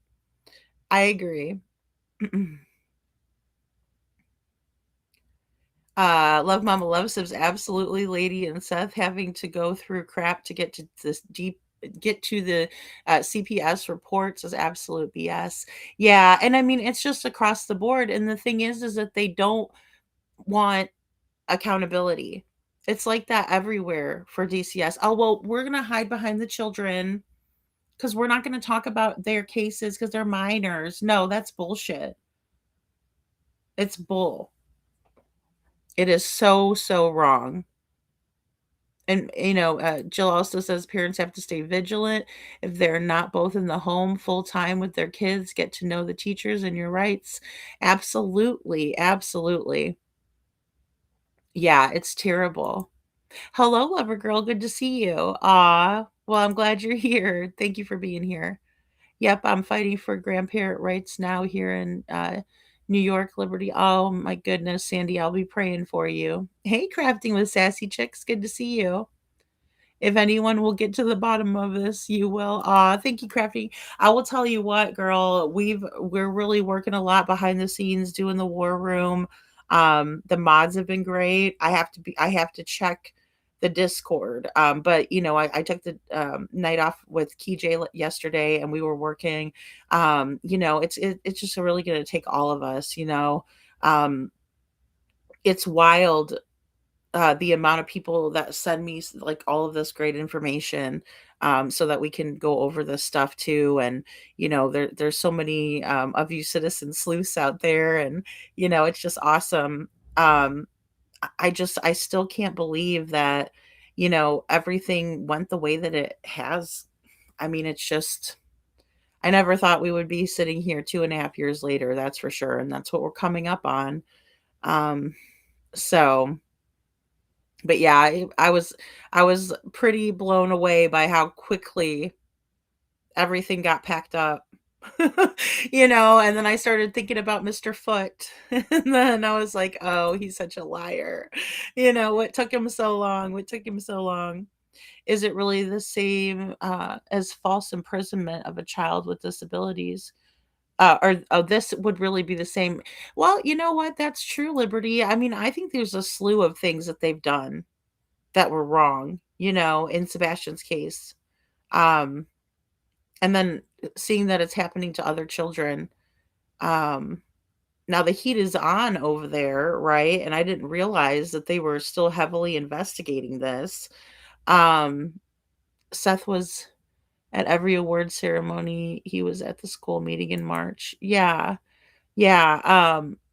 I think it was in early February. I heard, well, Justin said it was around like the 7th, was it? So, oh yes, crafting. I think that was that was Sammy, our friend, our mod Sammy, was the one that did that. So I think because she did 5 memberships the one night, I was like, oh my gosh, either that or Little Miss Sharon, because Little Miss Sharon gifted some that night too. So, um, yeah, I know, and I'm not mad at people that have stopped Sandy because I get it. There's like a lot of the cases out there, and I don't know.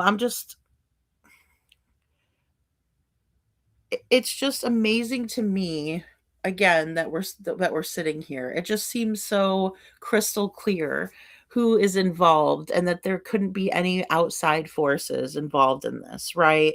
Um, it's just it always goes back to Katie, you know.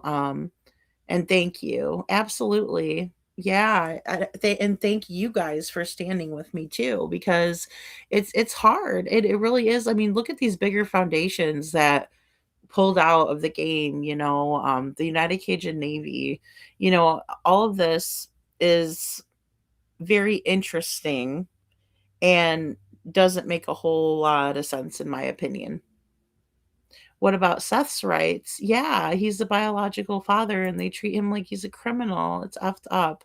I know. And Detroit, it is frustrating as hell. Seeing how things transpired, and how Chris and Katie were getting special treatment from law enforcement. In the beginning, they were 100%. Ken Widener going over there. Oh, I'm about to head over to the parents' house, go over there like I do every morning and talk to him. Well, Seth's not there. Was he? Is he?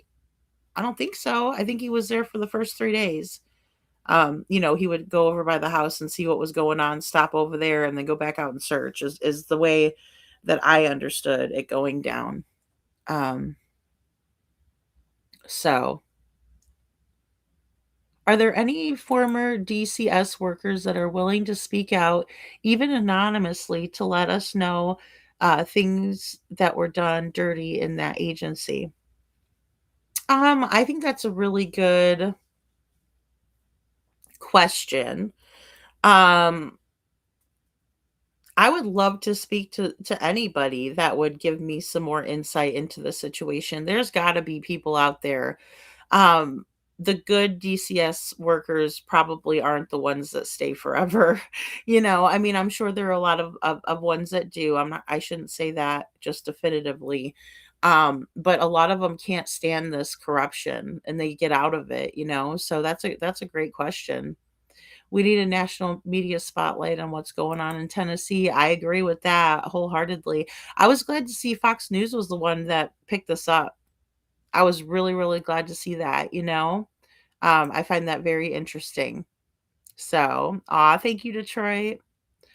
I feel like if we knew the half of what is going on, there would be absolutely. Well, I know, and see Liberty. It goes back to what Seth said. You know that if we knew what was in the DCS reports, that we would have nightmares. So, good night, Witchy. Thank you so much. Good night. And Barb says neighbors could have helped by reporting verbal and physical abuse they witnessed. Barb, and I wonder how many of them, I wonder how many CPS reports were done by who and was it teachers? Was it neighbors? Was it because everybody is a mandated reporter in Tennessee? Does that mean that everybody reports everything they see and hear? No. I mean, they should because they're a mandated reporter, right? Because usually in other states, a mandated reporter is just, a teacher, a healthcare provider, people in positions of authority, if you will. And it's not like that there, that everybody is a mandated reporter. So everybody should be seeing, if they see something, say something, do something about it. But they, I mean, it's not like you're going to get arrested if you don't. So if they're really were DCS workers fired due to the handling of Sebastian's case. I would love to hear from him or her. Yeah, I heard it was a female. But then I got some information that said that they weren't fired. So I don't know. Which I found that to be conflicting, also interesting. Um, why did CP say reported? When he comes home, he will need uh, ... Is that real? What does it mean? Has Seth addressed this? I don't know, Valley Gal, if Seth has before, but I will say that, I don't know how to take Chris Proudfoot on that, you know? So, I think Aunt E used to work for the school system because I remember her saying that, they were supposed to report to DCS if, anything was fishy. I remember her saying that. So, oh, 9 peeps. We got to hit the like button. Thank you, Sandy. They don't act like the law, though. No, they don't, Liberty. They act very strange, you know? I think they might have some connections there, yes. I think that they might, I mean, I wouldn't put it past them, Janet. I don't know for 100% certainty, but um, I wouldn't put it past them, that's for sure. All right, let's watch a little bit more of this. And tomorrow, Fox 17 News will be talking to some of those families impacted by these claims. And you can follow along on our website for all of that information. I'm reporting live in Nashville. I'm Hope Salmon, Fox 17 News, your Code Red station. All right, Code Red. We got a Code Red. Well, I will definitely keep up on that too, guys, and see what they put out in terms of speaking with families, right? Speaking with family members of those that are affiliated with DCS, and these 14 complaints, right? Because there were 14 complaints filed, and so we know at least that there's 14 people affected with their children being affected. It could be parents, because they are alleging that DCS is lying on the parents, that they are not telling them about important hearings that they're supposed to be attending for the children and different things like that. It is really scary. Yeah, absolutely, Janet. We need Jesus to take the wheel. We do. Hello, Bluegrass Meadows. Good to see you. I had to work with DCF to get my grandson, and it was terrible. Oh, Jill, I'm so sorry. Every month, new workers, etc. Yeah, because they can't keep good people. The people that are perpetuating this ugliness. And look, it's not just Tennessee. It is not just Tennessee. But they're willing to do, the bidding. They're willing to do the evil, and these are children's lives. I'm so sorry that you had to go through that. It's unbelievable. It's sad. It's horrible. Um, mm. And, the children are the ones who suffer so greatly because of it. But yeah, I will absolutely go ahead and look more into that as well, because they're saying that they're going to do some interviews with the families of these children. And like I said, I don't know if the parents are the ones that are initiating these claims. I have to look a little bit more into that. But I think it's just something that's very important for us all to remember, to recognize, and, to keep our eyes and ears peeled, because I covered a lot of the corruption that was being alleged in DCS, but this is a whole different ball game, and this is something that is further uncovering what has happened in Sebastian Rogers' case, particularly because, again, he is falling into this category of children who his disabilities were being perceived as behavioral problems. And the sick part is that Chris Proudfoot himself in my opinion, believes this to be true about his stepson, right? Oh, Sebastian just doesn't know how to behave. No, it's not that. He has a rare chromosome deletion, and he also has autism. And then apparently a doctor said that he has ADHD as well. Um, I'm not a doctor, but Sebastian's demeanor when he was out to eat seemed like he was a pretty well put together kid, in my opinion.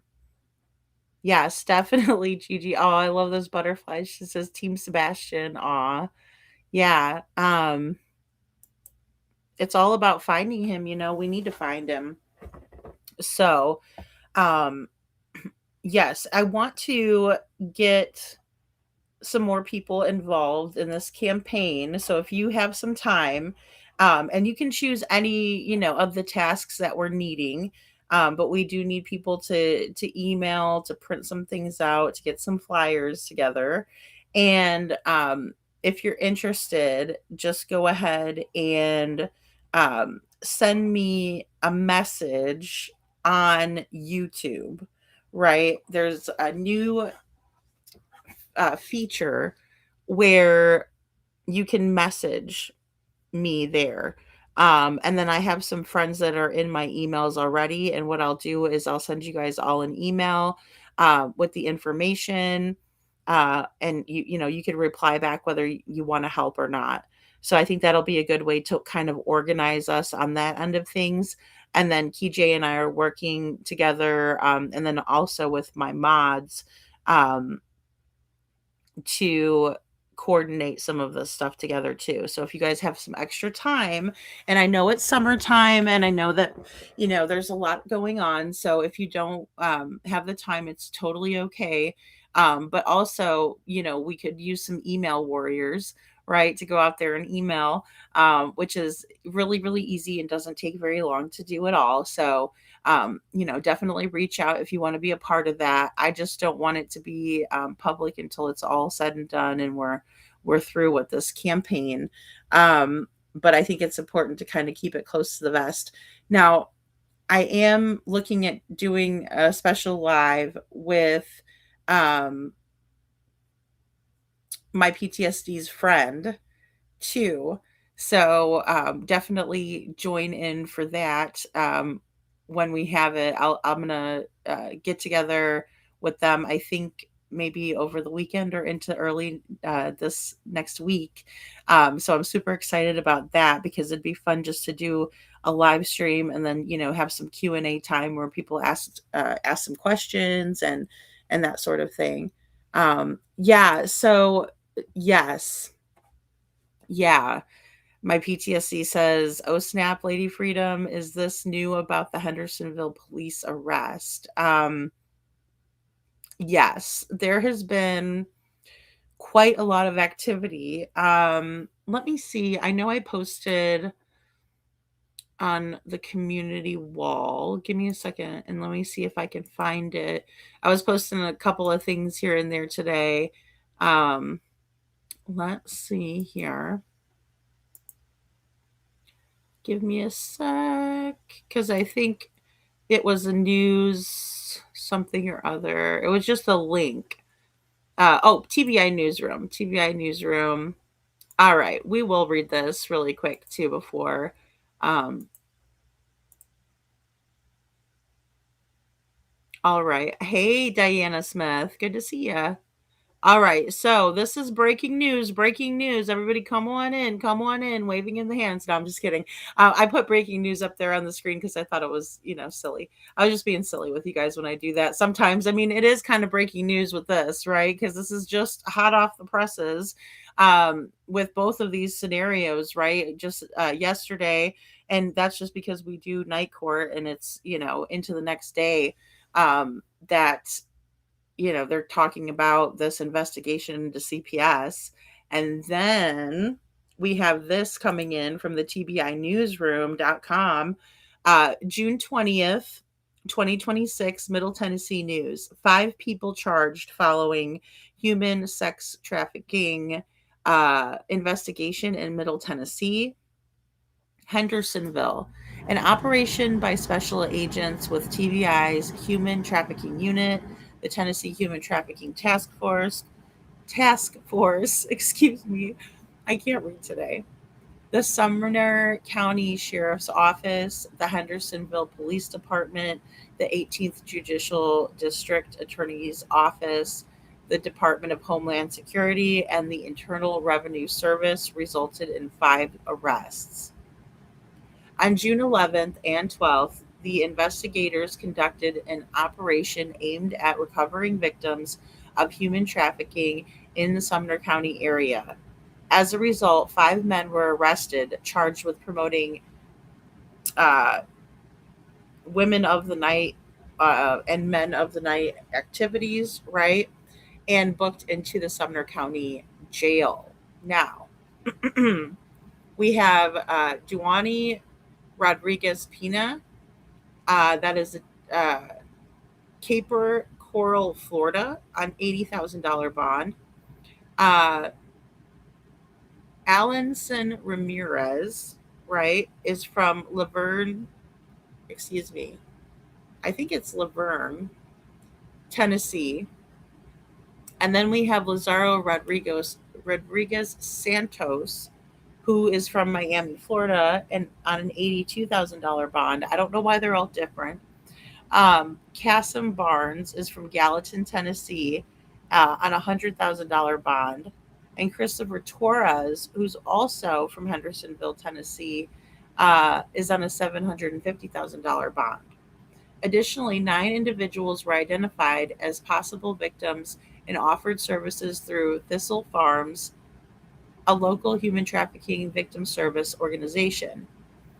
Skull Games and our rescue were also on site to assist law enforcement. Information about human trafficking and TBI's efforts to address this type of crime can be found at www.ithastostop.com. And I will copy that link and put it in the chat for you guys. Let's see.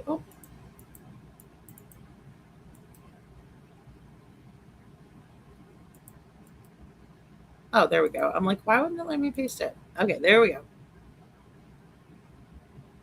Yeah, and one of these guys was a Hendersonville cop. Exactly, Sharon. Exactly. Crazy. And I think, we'll just read a little bit further. So the charges and allegations referenced in these are merely accusations of criminal conduct and not evidence. A defendant is presumed innocent unless and until proven guilty beyond a reasonable doubt and convicted through due process of the law, of course, right? Horrible. How sad. So these are the people. And I think it's got to be one of these 2 people, but I'm thinking it was this one was the cop. Give me a second. I'm just going to search this one really quick and see if we can't pull him up, because I think that's the one, if I'm not mistaken. And like I said, I wasn't planning on talking about this just yet because I was going to make a video, but I know it's a very hot subject. Everybody's been sending it to me. So let's see. Is this one a video? No, this one's also. Oh no, this is a video. Okay. All right, let's go. We'll take this one down. And just give me a minute here.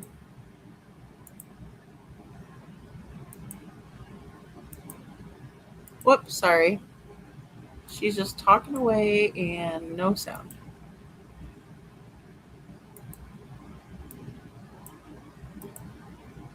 Oh, geez, sorry. Okay, there we go. More. Thanks for joining us for News Channel 9 at 11. I'm Mary Beth Mangrum. Protein intake is on the rise among Americans. Oh, I don't want to hear that. What the heck? Okay, so it wasn't a video about that. All right. Sorry, I just read you guys that other one. So give me a second here. I don't care about an Audi E3. Get out of here. All right. Sorry, guys. Let me just go back because I'm going to put that in there and see if we can't pull this guy up. Let's see.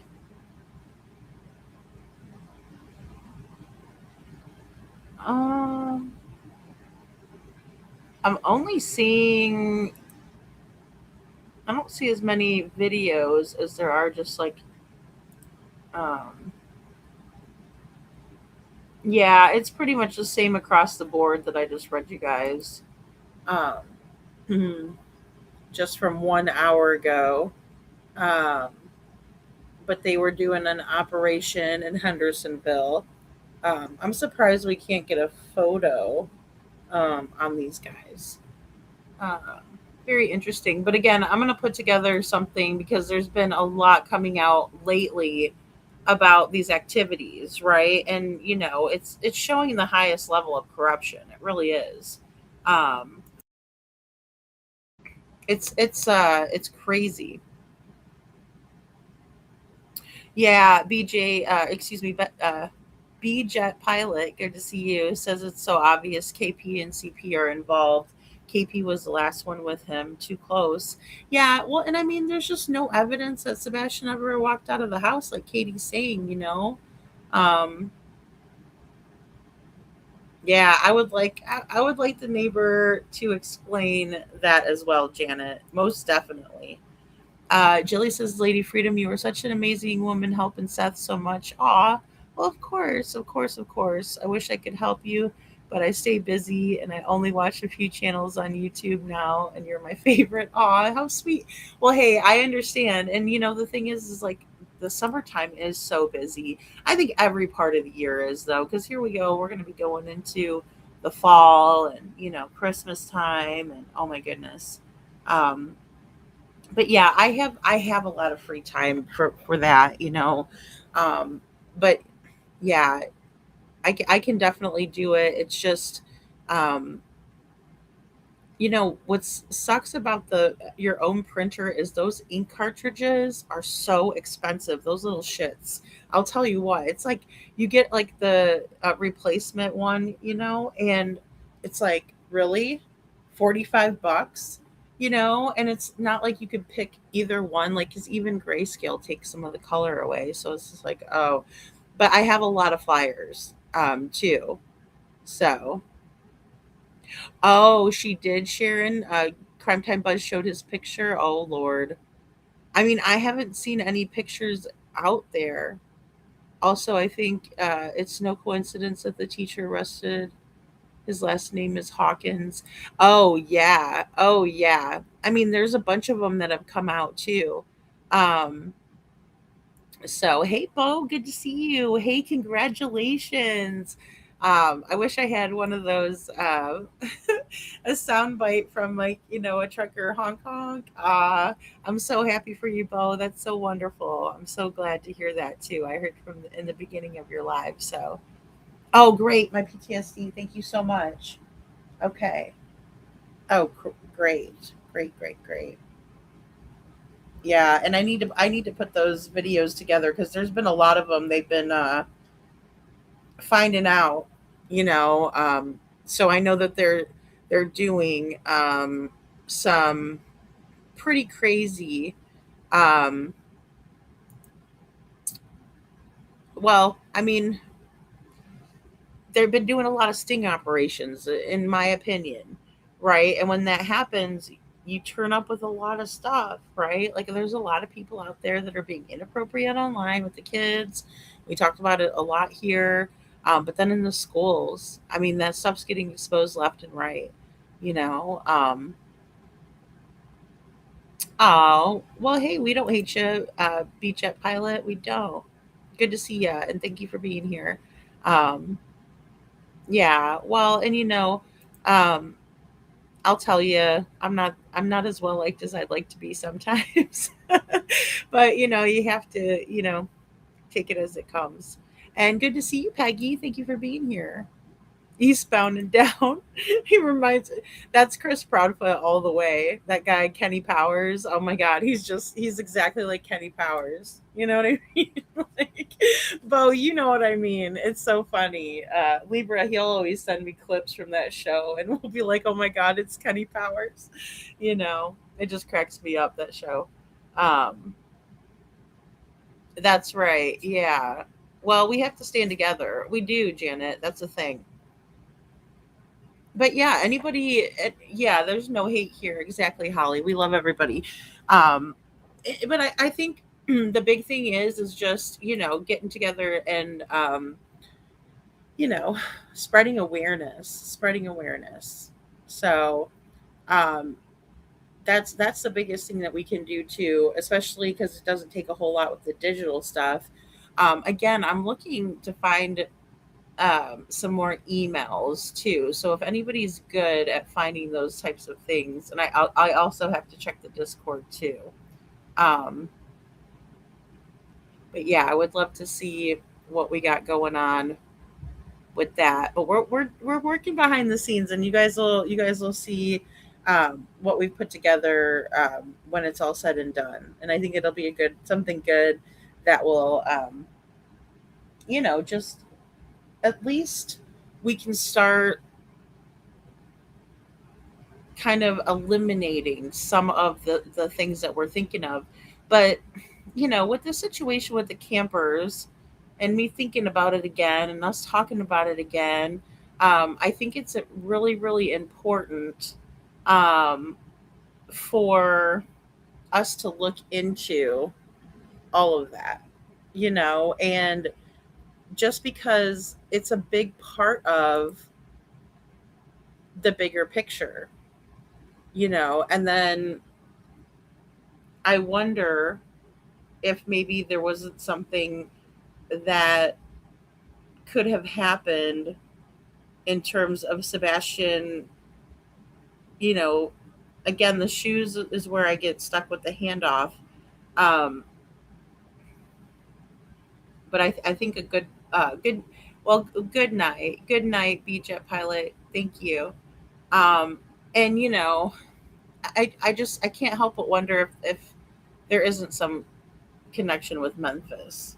Again, I'm not sure exactly, but I just want to kind of check the boxes off at the very least. I mean, because there's a lot of possibilities. Um, oh, thank you. Yes, yes, the Millersville commissioner. Thank you, Brenda. And I did get that too. I think it might be the same thing, but I'll double check. Did you send it to my email? Yeah, yeah, Sandy, that would be helpful. I need to have people that are just willing to keep it quiet and do it. And so that's the big deal. You know what I mean? Like that's a big deal to me because um I want us to be stealthy about it. I want us to be like a little cat. I saw the cutest little cat today and she was just like so cute and she was just like wagging her tail and cats are just so like I don't know, they're so stealthy. So yeah, I want to be like that and I want to be like a cat and that's right. We don't have any no dark triads, Gigi. No dark triads here. Um, yeah, and guys, we have to work together, and none of us can singularly do this, right? Like it's so much bigger than ourselves as individuals, right? Putting our heads together and doing, uh, things to eliminate different things, right? I mean, that's all we can really do. And it's important that we do it. And I know the other channels out there that are working Sebastian's case still actively are doing that, and whether I agree with the outcome or what they're doing or their theory, that doesn't matter. It really doesn't. What matters is watching people come together, right, for the common good, for Sebastian, because the answer's out there. Chris and Katie know the answer, in my opinion. So That's right. Justice for Sebastian Wayne Drake Rogers, Janet. But yeah, Sandy, let's get together. I'll get into the Discord too, um, at the latest by tomorrow.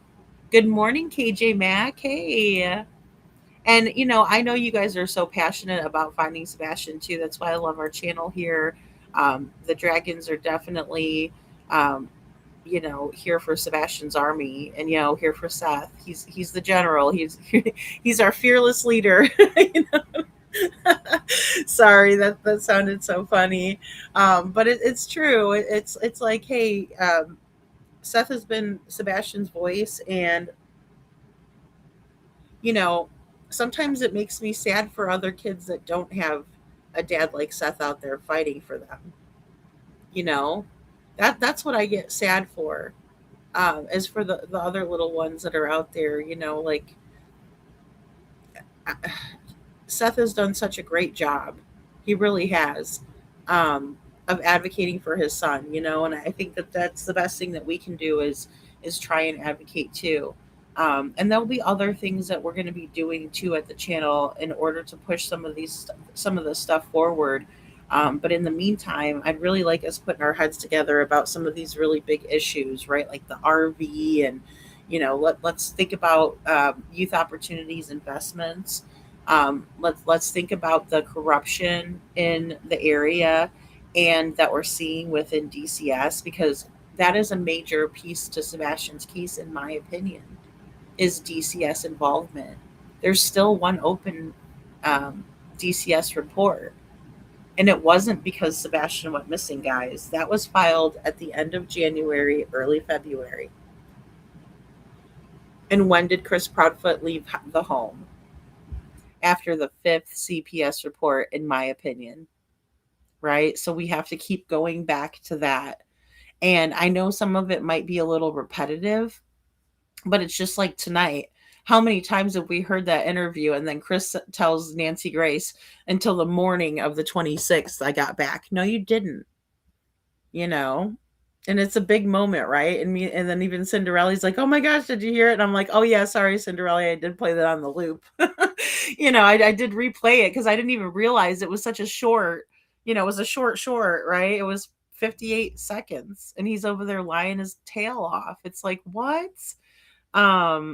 It's crazy. He is Brenda. Yeah, and there's nothing that could um make him happier on his birthday than to get his son back, and that's what sucks. And today's Father's Day, officially, I think, for most of us, and in other time zones. I think maybe not California yet, but um and he deserves to have his son back, so. Oh, it was witchy. Okay, thank you. Yes. And likely a recommendation in appropriate school for him. And see, that's the thing, KJ, that's what sticks with me, because of all the research we've done on the youth opportunities investments and how they're connected. Do they have other schools affiliated? That's another big one. It's a big question. But yeah, I agree too.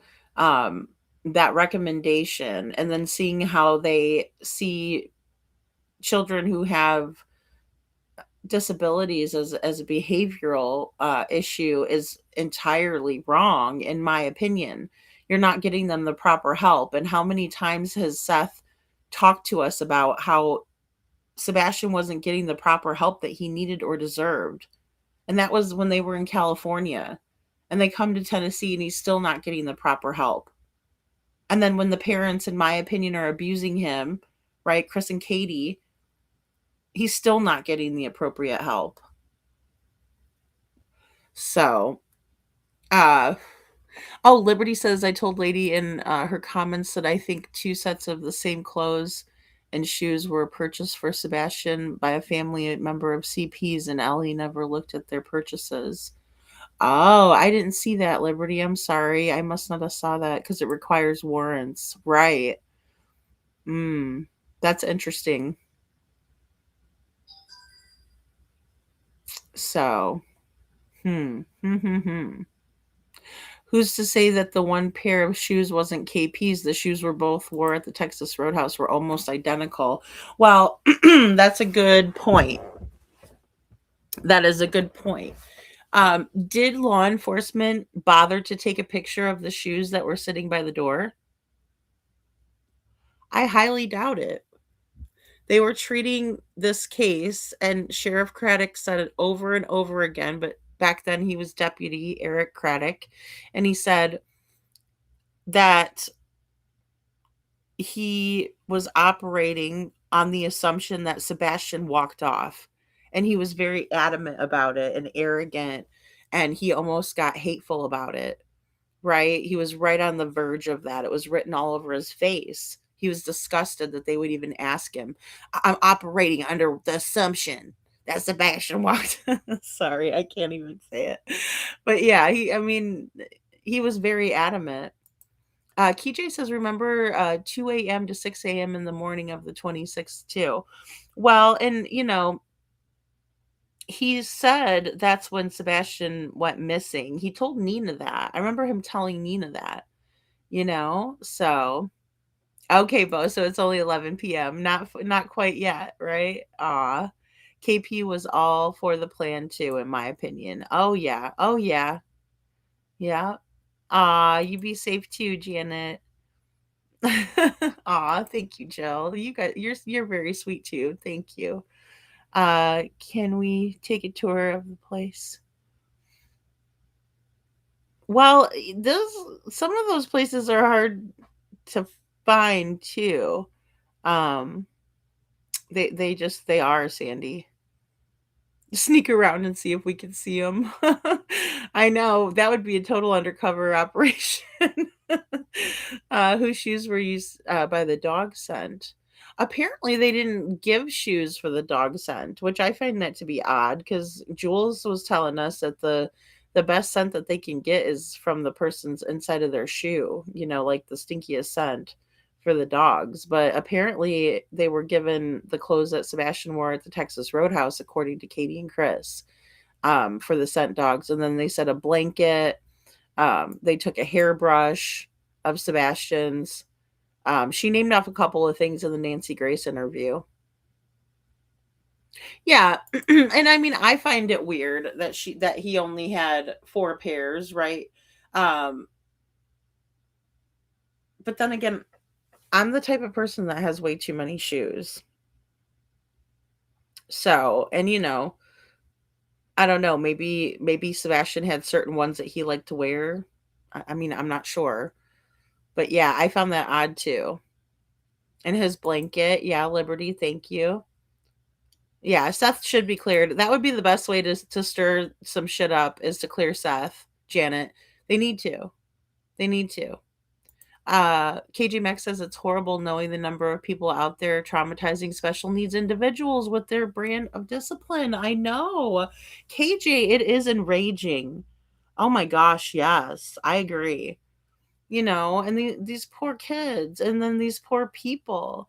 Because when it doesn't get better when they age out, that's the horrible thing. It just makes me so sad. Good morning, Mama. Good to see you. It just makes me so sad for them. They're a protected class, guys, for a reason, because we need to, take care of them. They can't fully take care of themselves, and especially kids, but then even older adults. It's like they don't grow past a certain capacity for some, right? And some people have more severe disabilities than Sebastian, and that's really, really sad. And some of them don't even have a voice. They're nonverbal. They communicate in different ways. KJ says, I was saying that CP said he returned the morning of the 26th, maybe. Oh, yeah. Well, there was another clip that we played to KJ where he said, he said the morning of. So I was thinking the 3 a.m. at 3 a.m. And we've talked about that. No, I know what you're saying. That is a great point. Yeah, absolutely.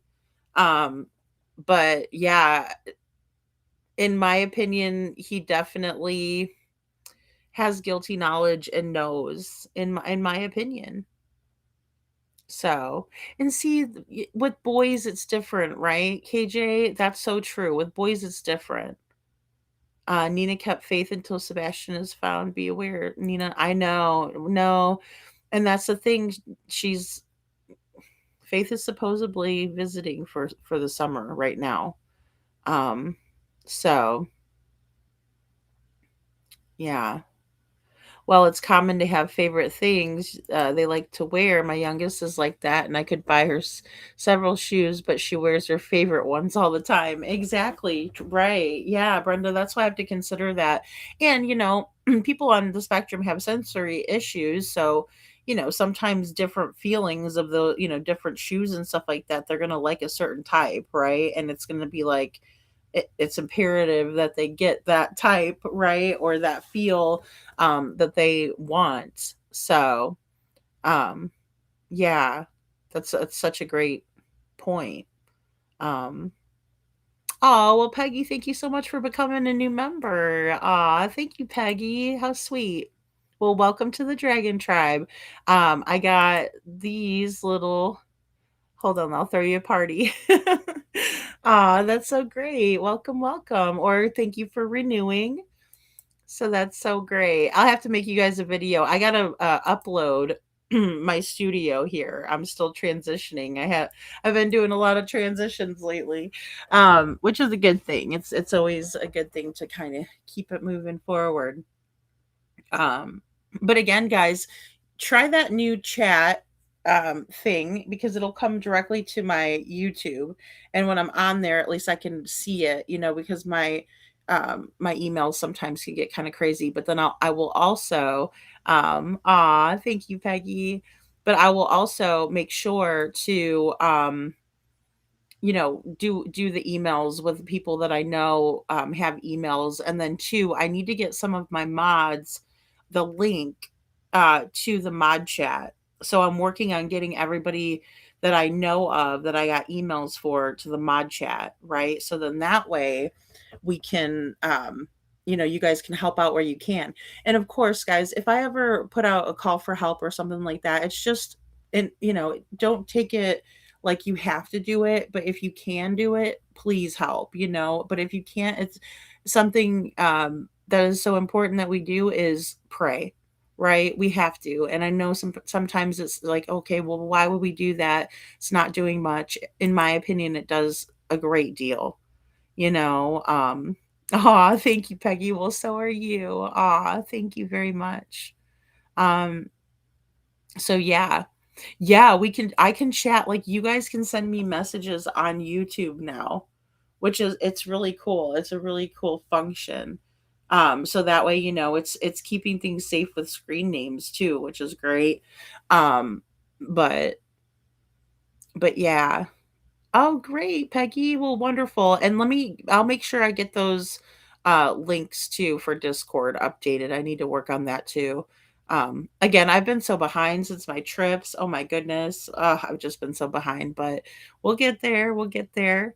And you know, I look forward to doing this campaign and then also, just working some of these theories out, working them out completely.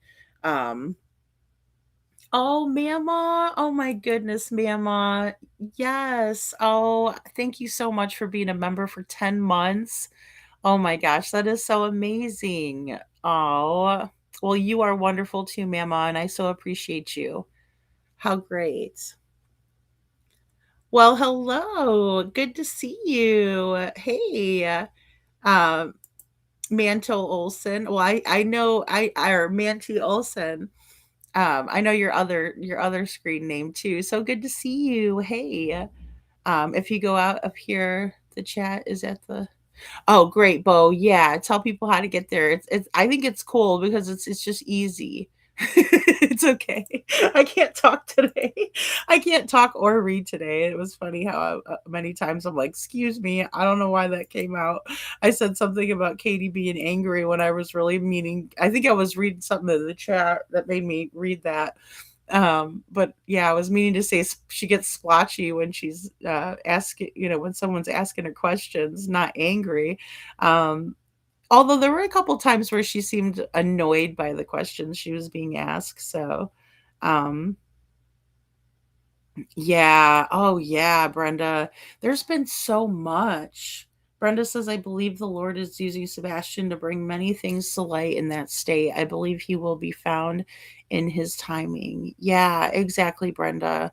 Yeah, and that's the thing. I mean, look, we can do all we can do, but that's it right there, right? The truth always comes out, but it's not, there's no time limit on it. It's not like, well, the truth's going to come out in a year, I wish it was that way.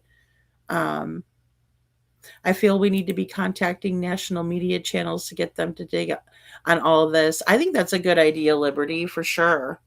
Yeah, I mean, stuff like that can't hurt, right? It's the word of mouth. It's public pressure. Public pressure is a big one. Yes, I will, Detroit. You're one of the ones that I keep meaning to be like, okay, I got to get Detroit in. But again, yeah, it was just busy. I was busy these last few days. So, um, but yeah, so because I want to get everybody in there, and then that way, because again, the mods are really great. You guys are so great about digging into things and talking things out, and it's a good place. um and then also our Discord for members is a fun place as well. I'm not in there as much as I would like to be, but that's only because I'm doing other stuff behind the scenes, and I need to start making more videos, right? Because um that's important too. I think the videos can be really impactful. I mean, it's great. I love doing the live streams and stuff like that, and of course, I love having our friends up when they can come up, and Kiki has come up on panel and things like that. So I want to keep doing that because I enjoy that. I enjoy having people coming up on panel and stuff like that. So we'll have to do more of that, a little bit more open mics and stuff like that. Because I think when we have these discussions, that's where we can generate more ideas, right? Like you guys in the chat, and then people coming up on panel. I would love to have KJ on again. We were talking about that too. So we definitely need to do another live together. But yeah, just having all of it come together. And again, I think it's so important to focus on the beginning and, keep going into it. Um, because especially because we know different things now that we didn't know then, and that sort of thing. um I know, I don't know why he hasn't. um yeah, Peggy, you'll like it. It's fun in there. And it's not anything like these other ones, where there's like a lot of crap going on, just because I've said, we can't have it. Um but it's fun. It's more like a light, positive environment, which I like that, guys, because like there's not a lot of environments like that on YouTube, and I think we need to promote more environments like that. I get it's like less exciting and stuff, but we have fun. Laughing is the best medicine. Just always remember that. So, um, you know, I don't know. Um, No, Shadow, I need to go in there and look. I'm so sorry. And I do. I need to go back to the Discord. So, well, great, KJ. That's wonderful. Yay. Yeah, so I know. Yeah, exactly. Bo, I saw you guys like posting stuff in there, and then I was like, I need to go back in there. But like I said, it's like, you know, and especially when you move and stuff, then you're like, oh, I need to deep clean this. I need to get this, and that. And so, but yeah, I've definitely been thinking, this whole time, and just putting that all together because I want it to be, something that's kind of kept under wraps for a little while until we're done with our masterpiece, right? Type of thing. So, um, but yeah, guys, so I'm gonna hop off of here. Since tomorrow is Father's Day, we'll probably just do another night court live stream, but then next week I'm going to try to do some day shows as well for our day crew, and that sort of thing, get the ball rolling there. And just talk more theories and try to see if we can't figure some of this out. But yeah, let's stay tuned, and I'll try to get, a short video of what we talked about today with these clips. So that way, like, we can keep working on this as a bigger picture, because I think it's important to revisit these key components of Sebastian's case, like the RV is a big one, right? And especially because Chris is lying about it. We're catching him, right? I know, Bo, I missed you guys too. I hate when I'm not up here and then I feel bad and people are like, "Are you okay, Lady Freedom?" And I'm like, "Oh yeah, I'm fine. It's just I had some some things we had to like change up a little bit personally." So which happens, and it all happens for good reason. I do believe that God does, keep opening doors, when he closes one. So that sort of thing. But yeah, yeah, fantastic. Yeah, go for it, KJ. You can drop your email for sure. Yeah, absolutely. Um, but yeah, guys, let's keep the ball rolling. Let's keep it focused on Sebastian, and we'll do a special live tomorrow for Father's Day. I don't know what our topic will be, but we'll get into it for last Father's Day. I know we did Don Wells. We did a special for little Summer with Don and all the nasty things he was saying. So who knows what we shall discuss tomorrow night. But again, too, I want to get some more videos out about all of the different busts that have been going down in, Tennessee. So, and I think it does, Liberty. And, there's 3 houses in the Proudfoot neighborhood that are actively on the market right now. They are active listings. So interesting stuff there too. And again, I do think those neighbors know more. And, I would hope that they, would come forward, the ones that do. But I know, Detroit, I'm glad that you're spending some time with family. That always has to come first too, guys. So all right, guys. Well, I love you guys all so very, very much. And thank you all for being here. And I will see you guys all tomorrow night.